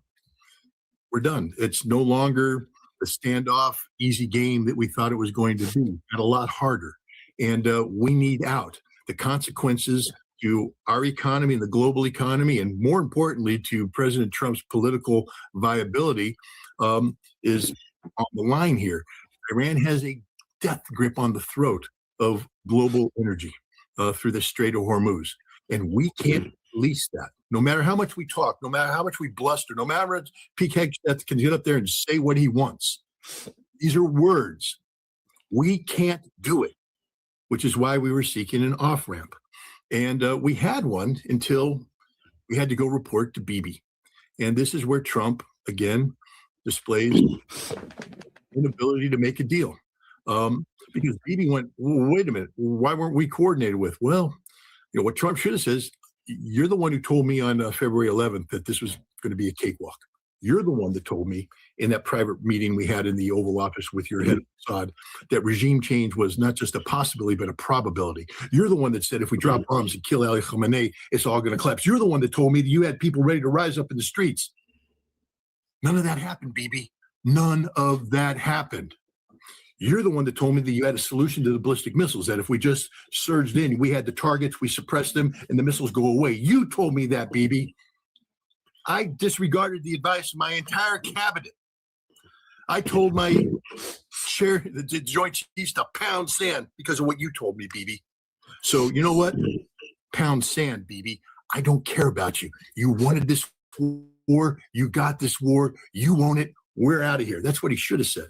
But he can't, because he took hundreds of millions of dollars from Marion Abelson, and he has surrounded himself with a pro-Zionist cabinet that is politically incapable of saying no to Israel. But Israel does understand that this war can't go on. In the United States, Trump has to get out. So what Bibi said is, okay, we'll buy into the Iran ceasefire, but you got to let us finish Lebanon. We got to finish Lebanon. And so Trump said, you got it. And immediately the rumor came out that, no, there was never a Lebanese ceasefire. Trump's a liar. J.D. Vance is a liar. Everybody in the United States government is a liar. There was a deal. We just weren't, man enough to tell Bibi that he had to accept that deal. So here we are. But it doesn't change the reality, Garland. And this is the reality. We can't walk away from this. We can't walk away from this. We don't have any options here. Trump can talk as big as all he wants. We don't have options. There is no ground offensive capability. If there was, we would have executed it. We know he tried to grab at Isfahan, at the nuclear stuff. That failed. And then we also know that the military balked when he wanted to go into Kargil, and they said, we'll all die. We're not doing it. And so faced with this, he had no choice but to look for an off-ramp. We don't have an on-ramp. Because if we go back on, the Iranians, hey, Pete, I got a question for good old Pete. That Navy you sunk, they have no Navy anymore? None, zero. What's wrong? It just mined the Strait of Hormuz. The Iranian Navy mined the Strait of Hormuz right under your nose, and you couldn't stop them. And now there's only one path through, and it's the one that goes right by the Iranian coast. So you want to try and do this thing, because, people were sneaking around. They were inching through the coast of Oman and coming around the United Arab Emirates and getting out a couple tankers did that. Can't do it anymore. There's a minefield put down by the Iranian Navy. What Trump knows that if this goes on for 2 more weeks, there's going to be a global economic collapse. There's already fuel rationing throughout Asia. Europe is fuel rationing. In a couple of weeks, we're talking about not just temporary discomfort, but permanent damage, economic damage. And, this is on Trump, and it will resonate domestically. You already have the Democrats talking about putting his head on a platter. Now, it's one thing for them to articulate this. It's another thing them to be able to actually implement it. To implement it, they must prevail at the polls in November. There's still time because of the stupidity. Yes, for all you MAGA mouth breeders in Garland's comment section, this is about you. The stupidity of the MAGA mouth breathers. Dumbest people on the planet, the lowest IQ people on the planet who scream, this is what I voted for. And they can be conned. So there's still time for Trump to lie to them, to con them, to spin how he's going to spin this thing. And achieve a electoral victory. Plus, you talk about his suppression of the votes. I mean, we're talking about no mail-in ballots and all this other stuff he's going to do. There's time for him to salvage his political legacy, but not if this war continues. If this war continues, that 20% of the the J.D. Vance, Tulsi Gabbard, RFK Jr. crowd that helped push him over the top, that's going to disappear. They're going to blow up and go away. And when that happens, there ain't enough MAGA mouth breathers left to keep him in power. So he has no choice but to move forward. He's just in a political bind right now. I think they're still hoping that Iran needs this more than he does. The Iranians don't need this. You know who needs this? You know why this happened? China. China's desperate for this because Chinese economy is going to take a huge hit. They don't have the ability to immediately offset the loss of energy flow out of Iran. You notice the first thing that happened after this deal was signed, two deals were made, one between China and Iran, one between Pakistan and Iran, because they both desperately need the Iranian energy. But now that's shut down because of the United States. So, it's going to be interesting if it goes on, but there's a lot of people saying, oh, there won't be a deal there. Ladies and gentlemen, there's going to be a deal because Trump has no choice. He doesn't have any cards. This is just bluff taking place. They're trying to bluff the Iranians. But if you remember, they tried this once before. They said that we have to have negotiations in Istanbul. And the Iranians went, nah, we're not going to Istanbul. And the Trump went, well, what do you mean you're not going? We said you have to. We're not going. Where are we going to go? We'll go to Oman. Okay. And then Trump said, you have to give up all your nuclear. And they said, no, we're going to hold on to enrichment. We'll give up the 60%. You have to give up all enrichment. No, we're going to hold on to it. Okay. And this is what's going to happen. There are elements of this deal where Iran can provide political cover for the president. I think one of them is the nuclear aspect. Again, for all the people out there on the other side who got mad at me when I chastised Nima last week and said Iran will never have a nuclear bomb because Iran doesn't want to have a nuclear bomb, and everybody's going, they have to have one. They must have one. They're never going to have one because they don't want one. They don't need one. They're winning right now without one. And the only reason why they're winning is because they don't have one. The legitimacy that is accrued to the Iranian cause by not pursuing a nuclear weapon is beyond imagine. And they have established conventional ballistic missile deterrence. I mean, it's clean. So just stop confusing everybody with this notion that Iran morally must have one because Israel has one. It's an argument that the Iranian government doesn't buy into. So why are you inventing this argument? So the Iranians will give up their 60%, and they will agree to restrictions that cap it at 3.75%. They'll agree to that deal that existed, and that allows Trump to say, I have the best deal possible. I have a deal that blocks any path to nuclear weapons. It's a better deal than Obama. I'm God, give me the Nobel Peace Prize. And then the other place where I think there is compromise is the tolling in the Strait of Hormuz. People said Trump will never go for it. But one of the first things Trump said is, I like that idea. Maybe we'll set something up with the Iranians where we both get some money. I don't know if it's going to be that easy, but what I do think is going to happen is there's going to be a tolling structure that collects monies that'll be used for reconstruction of Iran and of the Gulf Arab states. And this resolves the issue of, trying to say who's to blame. What it does is it says the damage has been done. We're going to repair the damage. And that's important politically. And people have to remember this is going to be a political decision. And what does Iran get from it? Total liberation. Total liberation. The lifting of sanctions, the cleaning of the slate, no Security Council resolutions, no IEA board of director, resolutions, a totally clean slate going forward. And imagine what will happen when Iran finally gets to sell the totality of its energy production capacity at full market value. Now, Very of rich course, company. competing to other markets, so there will be discounts put out there, but not steeply discounted right now. You know how steeply you have to discount oil under sanctions? Steeply. You lift the sanctions, Iran's going to be making money. And you're going to be looking at a completely different nation. You're going to be looking at a nation that is going to rebuild itself, redefine itself, become an important part of the BRICS community, a major player in the Eurasian Economic Union, the Shanghai Cooperation Organization. This is a new Iran. So anybody who says, why are they doing this? I just told you why. Because they want to live. The Iranian people deserve a future. And it's a future that's defined by their economic capacity, not their ability to absorb damage. Well, you know, Scott, and you as a person who has worked tirelessly in opposition to, nuclear war, I think this is a very, very important time in this world for something, and it's because of something that you said. For ever since, 1945-ish, it's been the guy with the nuclear weapons has all the power and everybody else has nothing. And what Iran has demonstrated, because what is a nuclear power? What is it? Deterrence, it's leverage, it's I can do this, I can hurt you, right? What they have shown is something new in the world, and that is there are other forms of leverage, right? Okay, we'll close down the Straits of Hormuz. Oh, crap. Oh, we have enough conventional, with long range strike capabilities with missiles that even if you nuke us, we got our stuff underground and then we can retaliate and we can still turn Israel into a parking lot conventionally. And there's nothing you can do. I don't care all your nukes in the world. We got mountains. You don't even know which mountain it's under, right? So they've shown that. With Coinbase, you can trade cryptocurrency securely in 6 easy steps. Create and verify.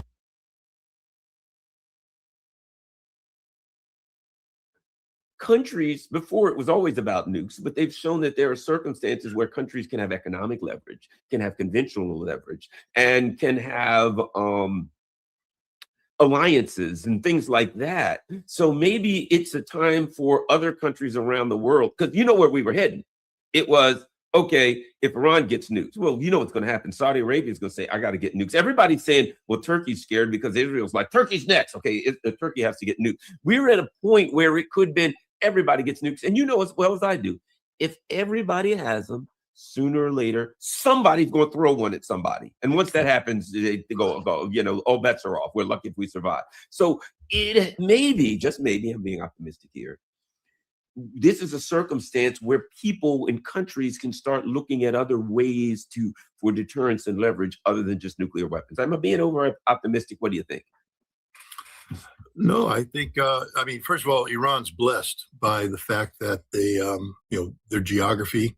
The Strait of Hormuz is a gift from God, it turns out. And the Bab al-Mandab, they haven't even played that card yet, and they can. It's a Houthi card. But the Houthi card. Houthi and the Blowfish, they're tuning up their musician, their instruments, and they may be entering the concert scene pretty soon too if this goes south.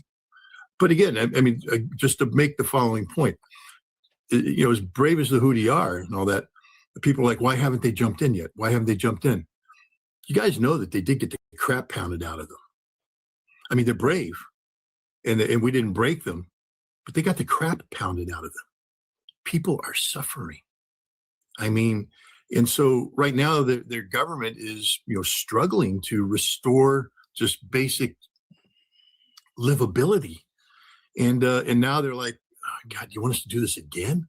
They'll do it because that's who they are, but they prefer not to do it. And that's the thing. I get very frustrated with people who get so emotionally vested in opposing Israel and opposing the United States that they become very militant, and they expect in the safety of their own home that other people want to die to make them feel good, because that's literally what it is. If you're in the United States and you're so pissed off that you want the Houthi to shut the Bab al-Mandab Straits and you want Iran to go all the way, well, you're not going all the way. You're sort of at your home. When the time comes, you're going to turn off your computer and go off and play, Call of Duty or, Fortnite or, something that makes you feel bold, or, you're going to escape in some Hallmark, movie of the week or something like that. But you're not going to go hungry. You're not going to freeze. You're not going to, die. You're not going to watch your family die. So I'm really tired of the armchair heroes around the world that want the Iranians to stick the line. Stick it, man. You've gone so far. Stay the course. What about the Iranian family? The parents that actually are raising children, saying, is there a way that we can do this without, my kids dying and without suffering? I'd like my kids to go to school. I'd like a future for them. We're not going to bend the knee. No, we're all for you. But are you telling me there's an option where we don't have to go Armageddon on everybody? And if the answer is yes, there's an option, then why not take it? I know it pisses off the armchair warriors. You guys want to go all the way. I mean, there's so many people out there just hate America like you wouldn't believe, and they want America to go down, down, down. Maybe we deserve to. But I don't want to go down. Garland, do you want to go down? No. You want your economy to collapse? You want your family to suffer? Nobody wants that. Do we deserve it? Maybe collectively we do. But it doesn't mean that the good people out there are going to sit there and go, yeah, what the hell? Bring it on. We're going to fight against that too. Everybody fights against that. There needs to be compromise solutions out there. And unfortunately, as you said, we have a government in place that doesn't believe in compromise, and therefore they're incapable of making a deal. But they will make a deal when you get to that core center of gravity. And this is where people need to understand. This is not about Iran's nuclear program. Please understand that. This has nothing to do with Iran's nuclear program.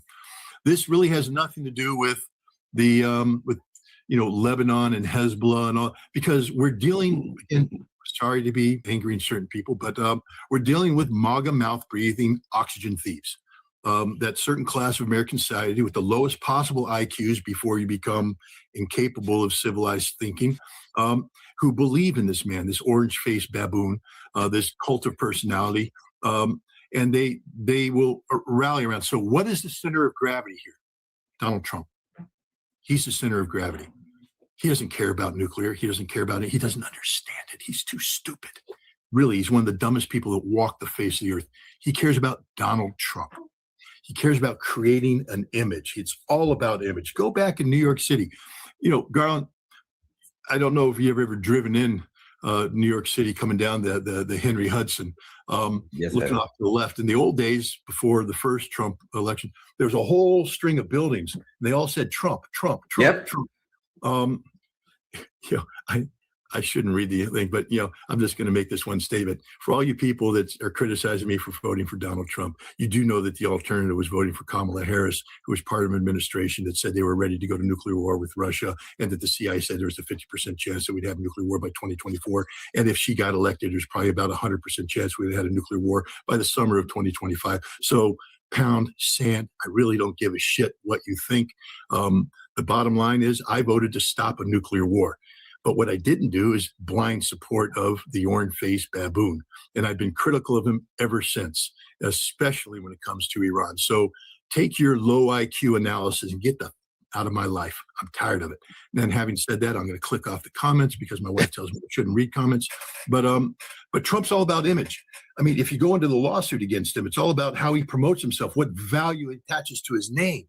This is what he's about. That's it. And right now, that image is going to hell in a handbasket. It's gone. It's getting flushed down the toilet of life. And the stuff that's going down with it is so foul that no plumber wants to come in and pull it out. I mean, this stinks. He reeks. Everything about him reeks. He is desperate to restore his image. That's what this is all about. So he will compromise wherever he has to compromise to restore his image. That's it. That's not right. You had alternatives. Let me just educate you guys. There were 3 people on the ballot, you morons. One was named Kamala Harris. She was going to give us a nuclear war. One was named Jill Stein. She wouldn't come on my show and talk about anything. She said she would, then she backed out. I tried to get her cornered on the issue of the nuclear program. She wouldn't commit. How can I vote for someone who won't commit? But I did reach out to the Trump administration. And you know what happened? RFK Jr. and Donald Trump Jr. got together and wrote an article. About the first 60% of that article was written by me. I gave them the article and I said, please get this published. They went to Trump, they got permission, they wrapped it up, it went to the Hill. They published it in the Hill. And it said, we don't support nuclear war, we're looking for an off-ramp. They're the only candidates that committed to that posture. The only ones. So again, go to Hill, all of you. I don't care. The point is Trump's about image. That's it. He wants to fix his image. And that's what he's trying to do right now. And that's all that's happening right now is it's about Trump's image. There are political compromises out there that can be made that allow Trump to create the Potemkin village of his life and his legacy. And again, as I said, there's enough oxygen stealing MAGA mouth breathers out there that will buy into it and vote for him and keep him relevant for the next 2 years. that's his goal, that's his hope, that's his objective. One of the things that's interesting, and if we can talk about this a little bit, and that is the changing force of war in the battlefield, technologically speaking, right? You and I both have followed the special military operation and how the Russian army, I'm reading on war right now, von Clausewitz, and the discussion of how an army has to be fluid, it has to be able to change, it has to be able to adjust, right? Which is interesting. And what we saw was basically they've developed a chain wherein somebody on the battlefield can say, okay, we've got these new drones in, and they figured a way to block them. And he tells his boss, it goes up to the chain, and very quickly it gets to the technicians, who then say, all right, what's the problem? Let's figure it out. Let's get a resolution. Goes back down. Now they're like, okay, good news, guys. We found that we're going to use wire now. The drones are not going to be, they're going to fly by wire. Now there's wire laying all over the fiber optic cable. But it is the ability to quickly say, we got a problem at the lowest level. Get it up to the highest level, get a solution, get that solution back in weeks, months sometimes. Here's my point. It appears there are things going on the battlefield, new types of air defense systems, loitering munitions. Okay, well, munitions. All right, well, you guys can look and you can see we've turned on our radar, so we'll use things that use passive sights, that use things that don't use radar, all kinds of things that didn't happen before. We'll hit you with those. We'll use different types of man pads that are heat seekers, all kinds of things, so that you can't come in and take out traditional air defense systems, right? Recently, I saw that some British ship off the coast of Beirut or something like that, that the apparently Hezbollah had some kind of anti-ship missile that they were not really familiar with what kind it is, but whatever it was damn near hand launched. The Hezbollah had a picture of this thing, and they're like wheeling it around. It looks like it's 3 or 4 feet long. It didn't look very big, and it looked like the equivalent of an anti-ship man pad. It looks small. They fire out, wham, they hit this ship. It doesn't take the ship out. It doesn't sink the ship, but the ship's is limping back to port. That's all you need. It's out of the battle, right? It seems to me that through its maybe allies, or of course they are high-tech people, the Iranians are introducing new types of technology or introducing new types of things. And because that chain of information hasn't been developed on the US, and we don't have the industry to do it anyway, that ability on the battlefield that Russia's developed to say, we got a problem, get it up the chain, find a technical solution, get it back down, institute it, get the guys trained on the new thing, blah, blah, blah. That is something that is new to the battlefield that we don't have, that is crippling, dare I say, Scott. Snap your W-2 and file your taxes 100% free. Plus, get your biggest refund. Roughly 30. I think another thing, again, people need to understand is the Iranians are extraordinarily smart, highly educated. They have some of the greatest engineering minds out there. They deserve the greatest respect. I think Sun Tzu, you got to respect your enemy. If you don't, you're going to get your butt kicked. Clausewitz, sort of the same thing. You got to know your enemy. Well, the Iranians respect us. They don't like us, but they respect us enough to study us.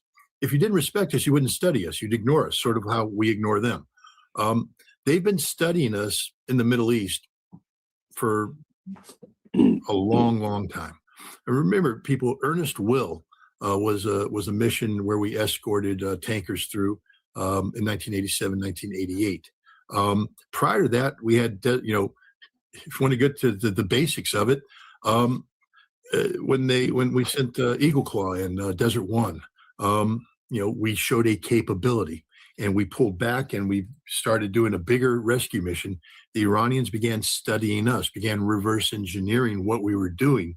And you saw one of the first things they did is they broke the hostages up into little penny packets and hit them around, greatly complicating our ability to rescue them. They started to say, what is America going to do? How do we defeat what America's trying to do?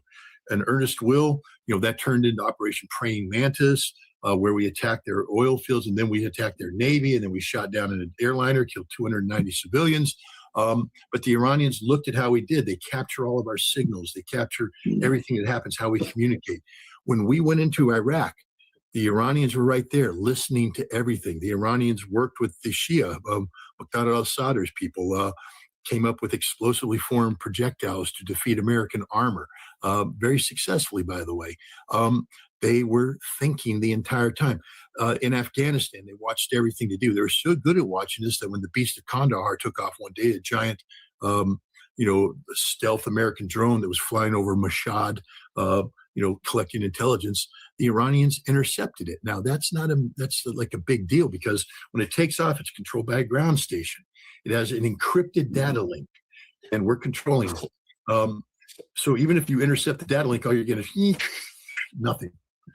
They decrypted that data link. That's a huge mathematical problem. And because we change our crypto all the time, to get it solved once doesn't mean you're going to get it solved again. They constantly did it. They were in our decision-making cycle. And then at some point in time up here, I'll give my hand where people can see it, it transitions from the ground station, clicks up to a satellite, and goes out to Las Vegas, where another team takes it over and flies the mission over.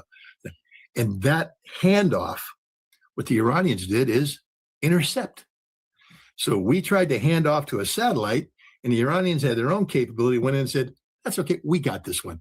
Intercept it. That means that they instantly have to do the handshake where the systems recognize each other. If you guys understand how encrypted signals work, it's the early part where they go, this is me, and they go, we hear you, this is me, we hear you, sync, clock, we're in, go.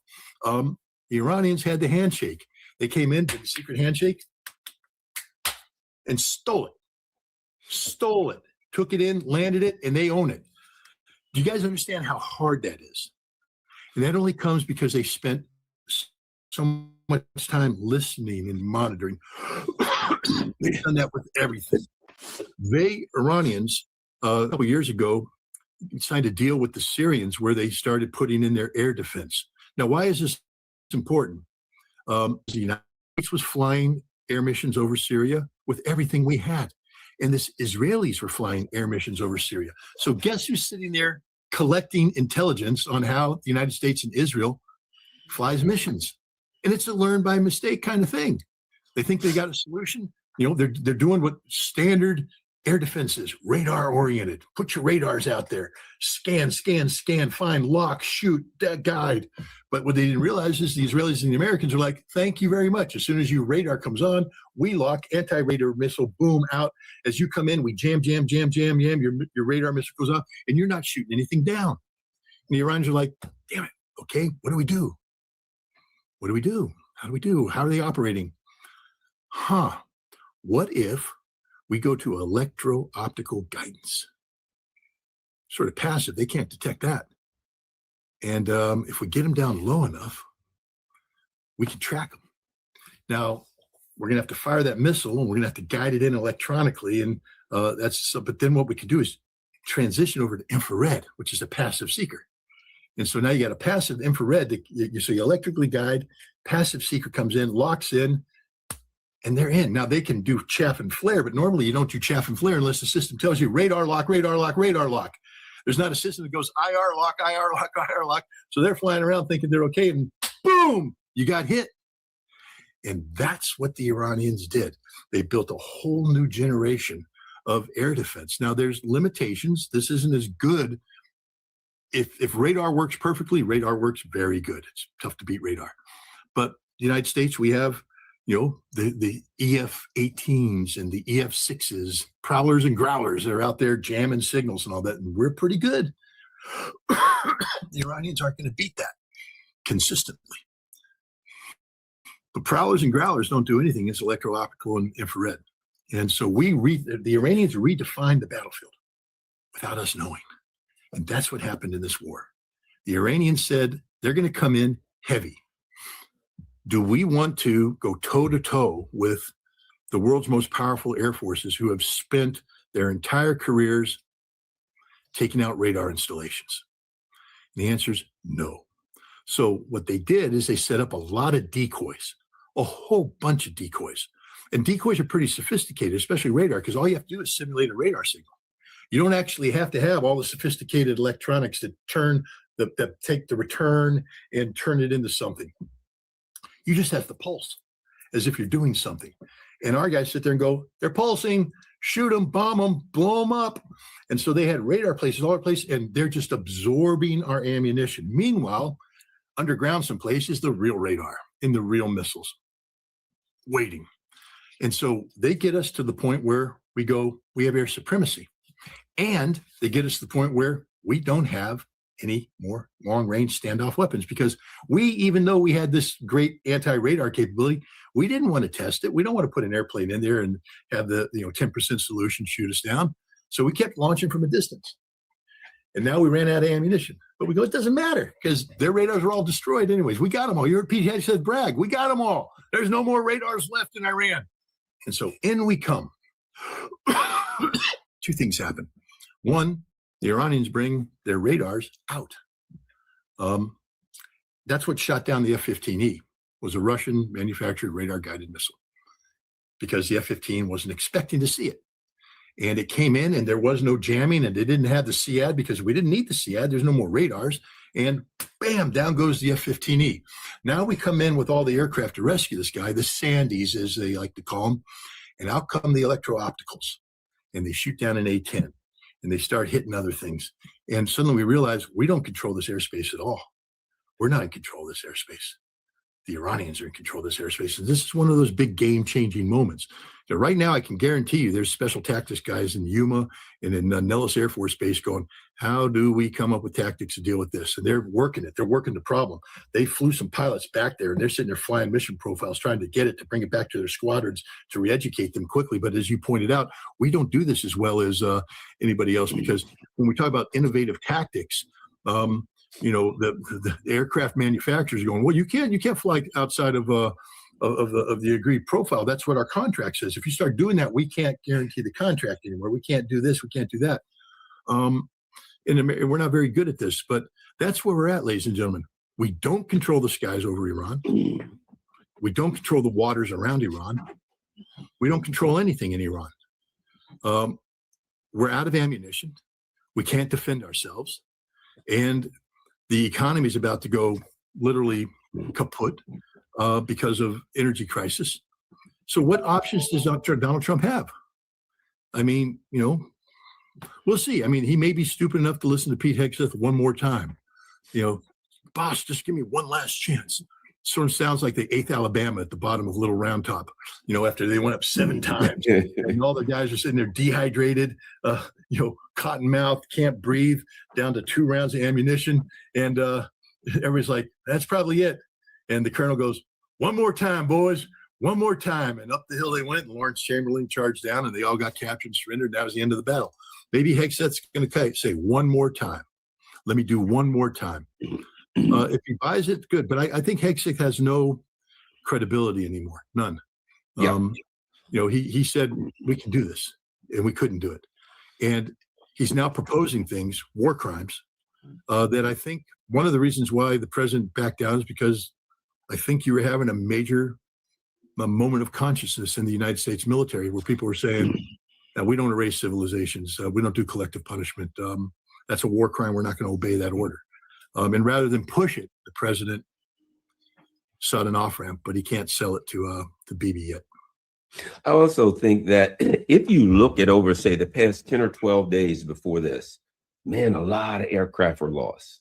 It became obvious what you're saying, and that is that the air defense tactics, along with, it wasn't that, okay, we necessarily invented that, it wasn't necessarily that the Iranians and whoever invented this brand new technology. It was that they used a combination of the technology that they had for air defense and additional tactics for air defense. You know what I mean? Sure, you can, if you've got traditional radar, you can turn it on for those ambush attacks. You know what I mean? Okay, we see something in there, you turn it on, you lock on them, boom, you shoot at them, you do those kinds of things, but everybody knows about that. There were, Ukrainians and Russians do that all the time.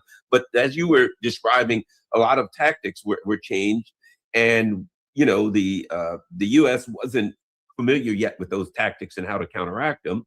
And it seems to me that last 10 days, man, every day I looked at it. Really, the last 2 weeks, You had C-130s going down over Iraq and getting hit off the coast of Iraq. You know what I mean? You had F-8, those poor F-18s, those things must be really vulnerable because a lot of F-18s were going down. And you had a lot of planes getting hit that were making it back, but, you know, severely damaged. It appears to me also that there's, you know, if you go back and just start this again, and particularly one other thing, particularly considering that, and I think the Iranians may have planned for this, that we started running short of long range fire, and now the planes have to come in and bomb or come in closer to use more short range attacks. So it's like we're going to take some punches, then you're going to run short of long range fire. And once you have to bring your airplanes into our airspace, that will allow us, you've exhausted the long range stuff, that gives us the opportunity to use these tactics to attack them. So you kind of got to come in close. They got new tactics, and you start losing planes. I think that's something that there's a discussion, man. I don't know how we overcome this, but if we keep fighting this way, we're going to lose too many planes. I think that's, I don't know, any of your thoughts? Well, I mean, look at the B-52s that originally were involved early on this conflict were firing, AGM-86s, I can't remember the exact, but air-launched cruise missiles and joint standoff weapons. So they're big, lumbering buffs, and they come out and they're off the coast, outside of the envelope of Iranian air defense, and they're cycling off their long-range systems, and then they slowly turn and go home. The last B-52s that took off from Lakenheath headed towards Iran were loaded with Mark 84 bombs, gravity bombs. Now they had the satellite guidance package on the JDAMs, I guess they call it. But JDAMs aren't long range standoff. You got to sort of go over the target, and then you drop them off. And you'll come in at relatively high altitude, which you can do if the enemy doesn't have any radar guided missiles to shoot you down. But as they were coming in, the Iranians cycled off, I think it was an S-300 that took down the F-15E. And suddenly everybody went, where'd that come from? And suddenly the mission planners are going, I don't think the buff can survive over Iran right now. And they turn around and they go home because you put the big, ugly, fat, you know what, over Iran with, and they've got, high altitude, radar you're going to die. That's just the reality of it. It changed everything because suddenly the realization was that in order to do what Trump is doing, to bomb the targets he's talking about, we're going to lose aircraft, and when we lose aircraft, we're going to lose people, and that becomes politically problematic for a president to promise no war. Adding a teen driver to your car insurance can send your rate through the sunroof. But at Lemonade, we choose not to freak out when we see a driver under the age of 25. Instead, we can... Let me ask you this, Scott. Here's again the usual. Trump is always giving people ultimatums. Do this or else, right? So here we've got an article. Trump issues ultimatum to NATO as bloc chief visits daddy, which I say, NATO, you helped create this monster, kissing his butt and shining his shoes every day. But anyway, the U.S. president has demanded that members must make commitments to help the address of loss of shipping through the Straits of Hormuz within. What are they going to do? Go through the Straits of Hormuz and get blown to smithereens? Anyway, Trump has lashed out at NATO over the inaction of European allies. According to sources close to Mark Rutte, who spoke to Bloomberg, has issued an ultimatum to its members demanding a commitment to help secure the Straits of Hormuz, which is suicide for their ships, within days. NATO wasn't there when we needed them, and they won't be there if we need them again, Trump posted. Well, NATO is, they're out of money, they're out of, military everything, they're out of time. They are not even a paper tiger. They're not even a picture of a paper tiger. But at any rate, so now he's saying to NATO, send your ships to what? Go through it's not even realistic that any ship can go through the Straits of Hormuz. They could take them out with artillery. They could use catapults and rocks, literally. You could use an old Roman catapult and put boulders on it and probably hit them from the shoreline, for God's sakes. Cannons, there we go. They can bring out cannons from the Civil War and blast them. It is absurd what he's even asking. Scott. Well, yes, it is and it isn't. Look, NATO has to have understood their role for the past 30 years, since the end of the Cold War. They're not equals, they're servants. They serve the United States. They're here to serve as an extension of American national security and foreign policy. There is no independent thinking amongst NATO. It's a consensus-driven organization whose consensus is supposed to unilaterally adhere to the dictates of the American hegemon. That's the way it's been. NATO didn't want to go to Ukraine. I think people need to go back and take a look at the track record here. NATO didn't want to go to Ukraine. NATO wasn't encouraging this. It was America that drove this ship. And finally, NATO went, well, I guess we got to jump into Ukraine. And then America went, that's water's a little hot. We're getting out. But you stay there. It's your mission now. NATO didn't really want to go to Afghanistan. Scott, it was Article 5. Go back. The Article 5 only extended to AWACS coverage over the continental United States, purely superficial because we had sufficient AWACS, but we took a couple from Luxembourg and flew them over America and said, they're helping us secure American airspace. And then NATO put out a NATO flotilla in the Mediterranean to block illegal immigrants. That's it. That's all Article 5 was. What happened in Afghanistan had nothing to do with Article 5. It had to do a lot with Article 4 and things of that nature. But it wasn't an Article 5 mission. It was NATO basically doing what the United States told them to do. So NATO is a tool of America. They were in Iraq. I love it when we're not in Iraq. You guys just left Iraq. You just fled with the tail between your legs because you were part of the Iraq mission. So, NATO forgot this. And now with Iran, NATO's saying, we don't want to do this. And the United States saying, you don't have a choice. You forget who you are. You forget your place. And NATO's now trying to grow up. This is the end of NATO. I think Marco Rubio just made a presentation last night where he said we're going to pull 100,000 troops out of Europe. Well, that pretty much takes us down to close to zero. Yeah. And we're done. We're not going to support nations that don't support us. So any nation didn't come to the Strait of Hormuz, we're done. That's it. NATO isn't about selective adherence to the principles of the charter. NATO is about universal alignment. That no longer exists. So this is the end of NATO. When Mark Rutte became the Secretary General, I said he'll be the last Secretary General of NATO. He is the last Secretary General of NATO. NATO's not going to survive the year, I don't believe. It may exist in name only, but once the United States starts withdrawing its troops and limiting its support, NATO's sunk. This might be the one really good thing that came out of the Iran war is the end of NATO. One last thing, and that is, Scott and I recently left Chechnya and had one heck of a time there. It was awesome. So that's why I know what I'd say, but I'm going to throw this to you.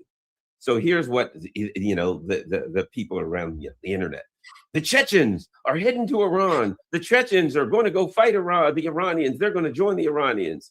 I know exactly what I'd say, but I'm going to, in light of our recent jaunt to Grozny and meetings and all the fun stuff that we did and the people that we met. What do you have to say about people who are saying that, Scott?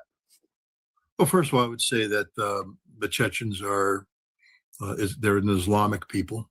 It's an Islamic republic, but it's not an independent republic. It's part of the Russian Federation. And so no matter how emotionally charged some people are, there will be no official Chechen dispatch of troops to Iran, because that only happens if the Russian Ministry of Foreign Affairs and the Russian Ministry of Defense, and more importantly, the Russian president say to do so.